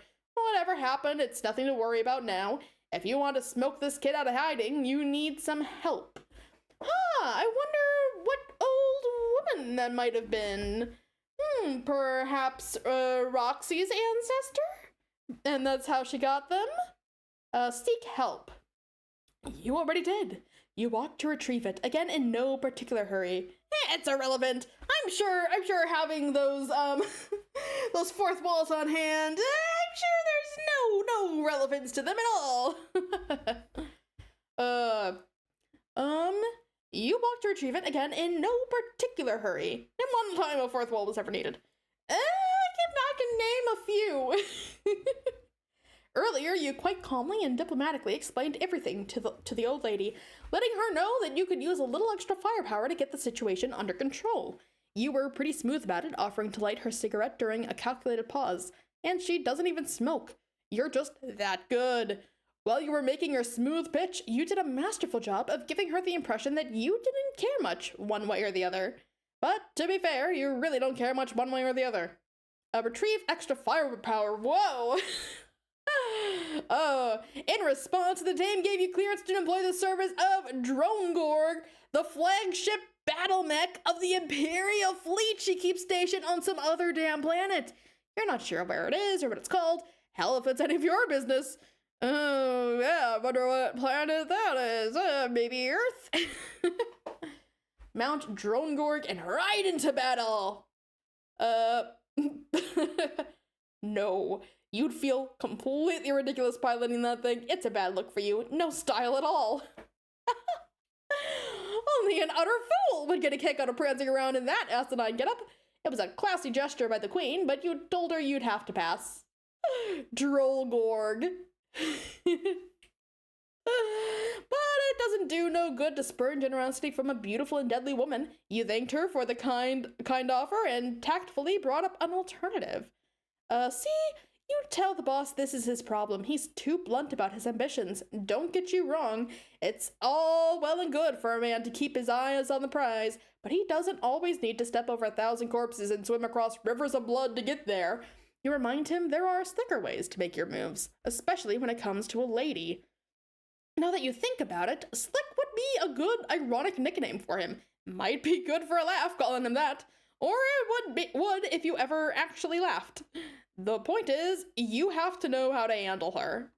Oh wow, yeah, well, we know where the nickname came from now.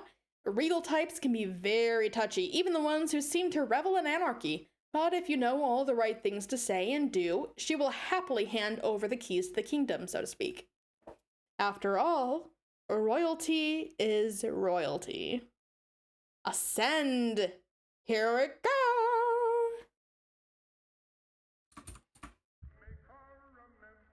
Ooh.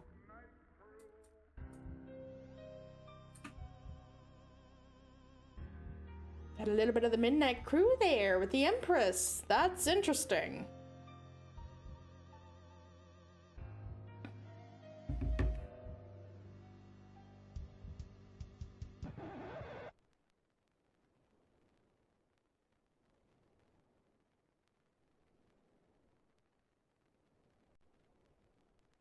Okay, that's it.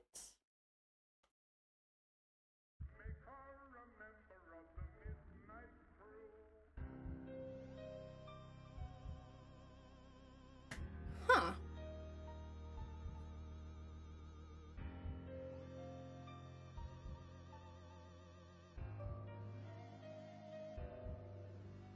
Hmm. Interesting. I'll put out her cigarette on there. You're not feeling it. That little number was way too big for its britches. You could just tell it was gonna blast off, and next thing you know is everyone's on their feet, cutting a rug, making complete fools of themselves. This ain't no sock hop. Dee Dee said, nope, no music for you guys. Why does everything have to be so flashy and frantic?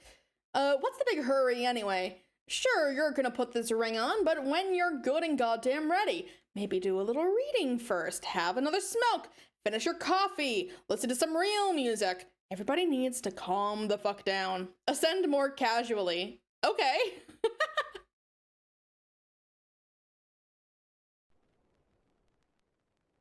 I hate a moral coward, one who lacks a manly spark. I just detest a man afraid to go home in the dark. I always spend my evening where there's women, wine and song. But like a man, I always bring my little wife along. I'm a member of the midnight crew. I'm a night owl and a wise bird too. Home with the milk in the morning, singing the same old song. Rise with the moon, go to bed with the sun. Early to bed and you'll miss all the fun. Bring your wife in trouble, it will never trouble you. Make her a Ooh. member of the midnight crew. Wah, wah, wah, wah, wah, wah, wah, Wah, wah. The fun doesn't stop till 12 on happy old Broadway. So what's the use of going home until the break of day? Now something confident, whisper not above a breath. I once went home at 2 Oh. a.m. and scared my wife to death. Miss Paint. I'm a member of the midnight crew. Oh. I'm a night owl and a wise bird too. Home with the milk in the morning, singing the same song. Hi, Gamzee. Rise with the moon, go to bed with the sun. Early to bed and you'll miss all the fun. Ooh. Bring your wife in trouble, it will never trouble you. Make her Flippity flip spin doof. crew. Wah, wah, wah, wah, wah, wah, wah, wah. What the fuck? Although I didn't have a knife, a blackjack, Ooh. or a gun, I proved myself a hero of a very high degree. I ran for home and 6 of them were running after me.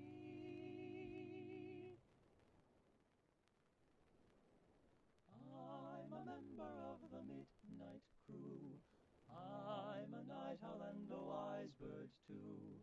Home with the milk in the morning, singing the same old song. Rise with the moon, go to bed with the sun. Early to bed and you'll miss all the fun. Bring your wife in trouble, Ooh. it will never trouble you. Make her remember Using Davros' power just to have that cool shot with the kitty. Gosh, she is. Okay, well, we gotta give that one more watch. I hate a moral coward, one who lacks a manly Your spark. gray area exposed. A man afraid to Oh go no, home he'll in get the excited. dark. I always spend my evening where there's women, wine and No song. clothes, no shame, no chroma. And I always bring my little wife along. Ah, poor Miss Paint. I'm a member of the midnight crew. I'm a night owl and a wise Just enjoying reading some comics. the milk in the morning, Oh no. singing the same old song. Rise with the moon, Bed with the sun. early Night to to bed, bed. and you'll miss all All the the fun. fun. Bring your wife in trouble,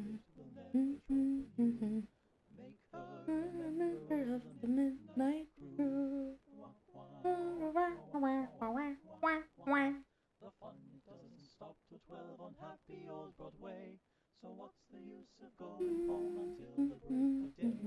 Now something confidential, whisper not above my breath. I once went home at 2 a.m. and Well, Slick survived. I'm a member of the midnight crew. I remember morning, singing the same old song. With the moon, go to bed with the sun. Early to bed and you'll miss all the fun. Make her remember the midnight crew.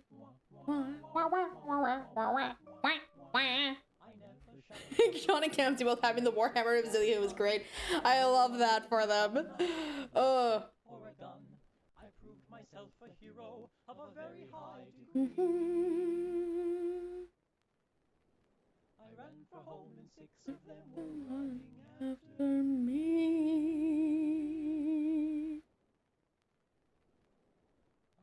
I'm a member of the midnight crew. I'm a morning, singing the same old song. Rise with the moon, go to bed with the sun. Early to bed and you'll miss all the fun. Make her a member of the midnight crew. A member of the midnight crew. I'm gonna have that song stuck in my head all day now. Well, let's ascend more casually. After a lot of bullshitting around, you calmly and casually put on the Ring of Orbs No Folds. A phenomenal transformation takes place. You become... My God, you become...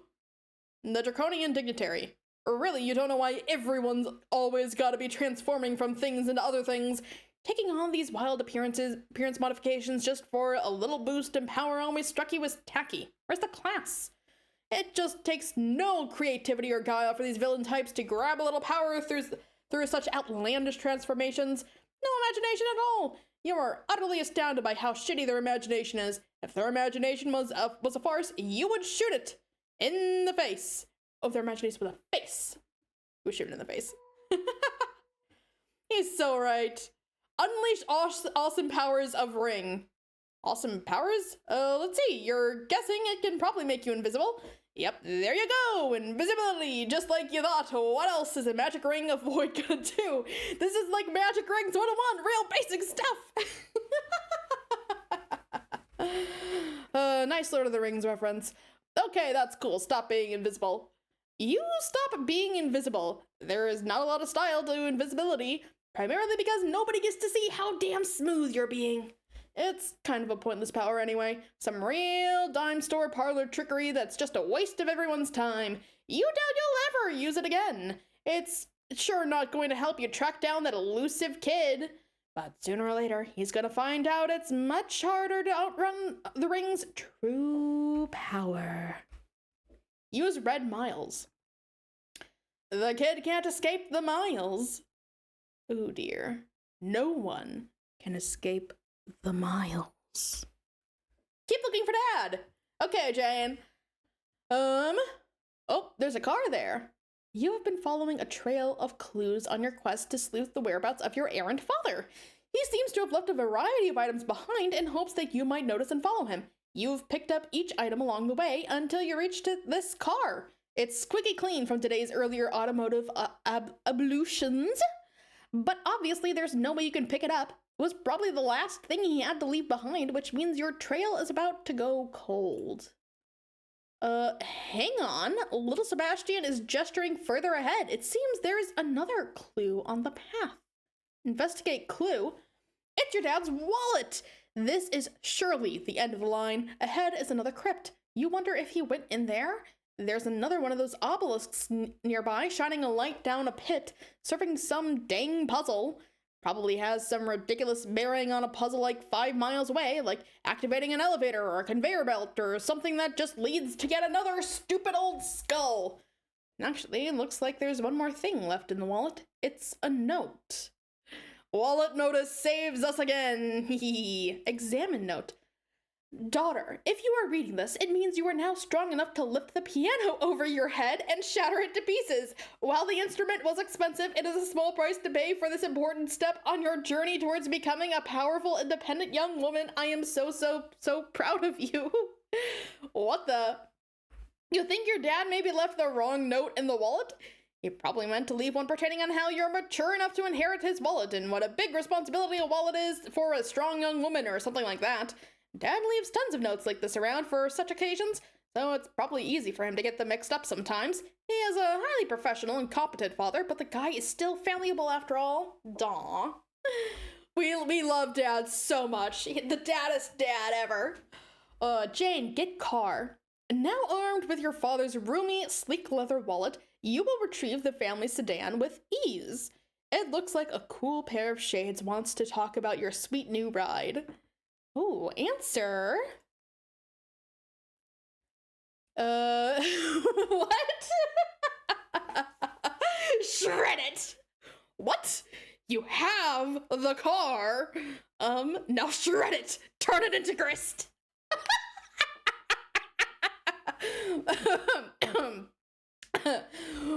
Oh, no, I'm not going to destroy my dad's car. We need the grist, though. I can't get any building done without more. Not to mention the fact that you're not going to be able to make any cool shit. There has to be a better way to gather up grist, though. Out of context is such a hilarious way to start a convo. Shred it. Even in context, it's hilarious. You just got a car and your friend immediately messages you saying, shred it. You shred that car this instant. How are you gonna get a shredder big enough? Oh my god. Well, I think there are supposed to be monsters here. I haven't seen any monsters yet, have you? No, and I can't say I'm too disappointed. Yeah, it's because nobody got, you didn't, God, I can't think of the frickin' word. You didn't do the sprite beforehand. Oh, no. A prototype, yeah, you didn't prototype the sprite before you got here. Oh, there are gonna be no monsters, which means no grist, which means no building and no leveling, and no. This is gonna have quite a lot of consequences, isn't it? Oh dear. Yeah, it's fine. It's fine. This is why we have our buddies on their way across the 3-year voyage. They'll come and help them out. You should be, though. Presumably they would drop grist and stuff when you kill them, like treasure and food products that restore your health, or at least make you less hungry. Have you ever played a video game, Jane? Of course I have. That's cool. I haven't, since I am a pair of sunglasses and communing with such simplistic software would be a trivial and hollow exercise for me. But I know loads of stuff about games, like the fact that you gotta kill monsters if you want to make progress. If not, snatch up the bitch and loot, at least for the levels. Levels? How are you going to get better at fighting without killing monsters, Jane? I think I've done a fair job of scaling my Esh ladder without resorting to the slaughter of innocent fictional monsters, thank you very much. He's never played Undertale before. Yeah. Someone should give him Undertale. It'll make him chill out a bit, maybe.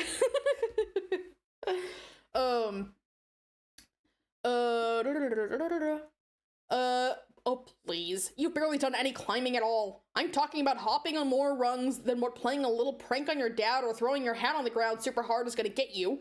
You need battle experience to make some real headway, like Jake. I'm getting a little tired of various iterations of Dirk Strider telling me how I need to be more like Jake. I know you think Jake is neat. I know all the Dirks just adore Jake. I get it. Whoa, chill out. This ain't about whatever stuff you're apparently fixing to twist your shit into pretzel over. You just need to get stronger is all. Don't you think that's what your dad would want? You don't need to remind me about that. I'm suddenly having flashbacks to a few years ago when he would ambush me almost every day for a pointless round of strife. Boy, does getting swatted with brooms and having cake shoved in your face get old fast. Yeah, but in the process, you got pretty handy with that fork spoon thingy, didn't you? Well, yes. I'm just saying, if you don't run into any monsters on this planet, I think I'm gonna have to set the bunny to sparring mode to help you along. I'm not going to spar with little Sebastian. He's too quick and deadly to fight with, and also too adorable. Okay, we'll see about that. But in the meantime, we need to figure out a way to start harvesting grist. Let's forget the car. But now that you have the wallet, you can grab much bigger things. Big things have got to be worth more grist than all the picayune bullshit you keep around the house. There are some choice relics in this place. Some of it has to be worth a fortune gristways. You could be right. I'll give it a try. We're coming up on, we only have a few minutes left in stream, so if there's a good place to stop soon, let me know.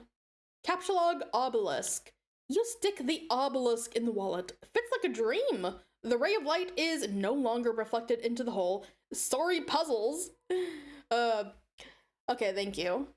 Feed it to grist widget 12,000. Oh, wow. That is a lot of grist.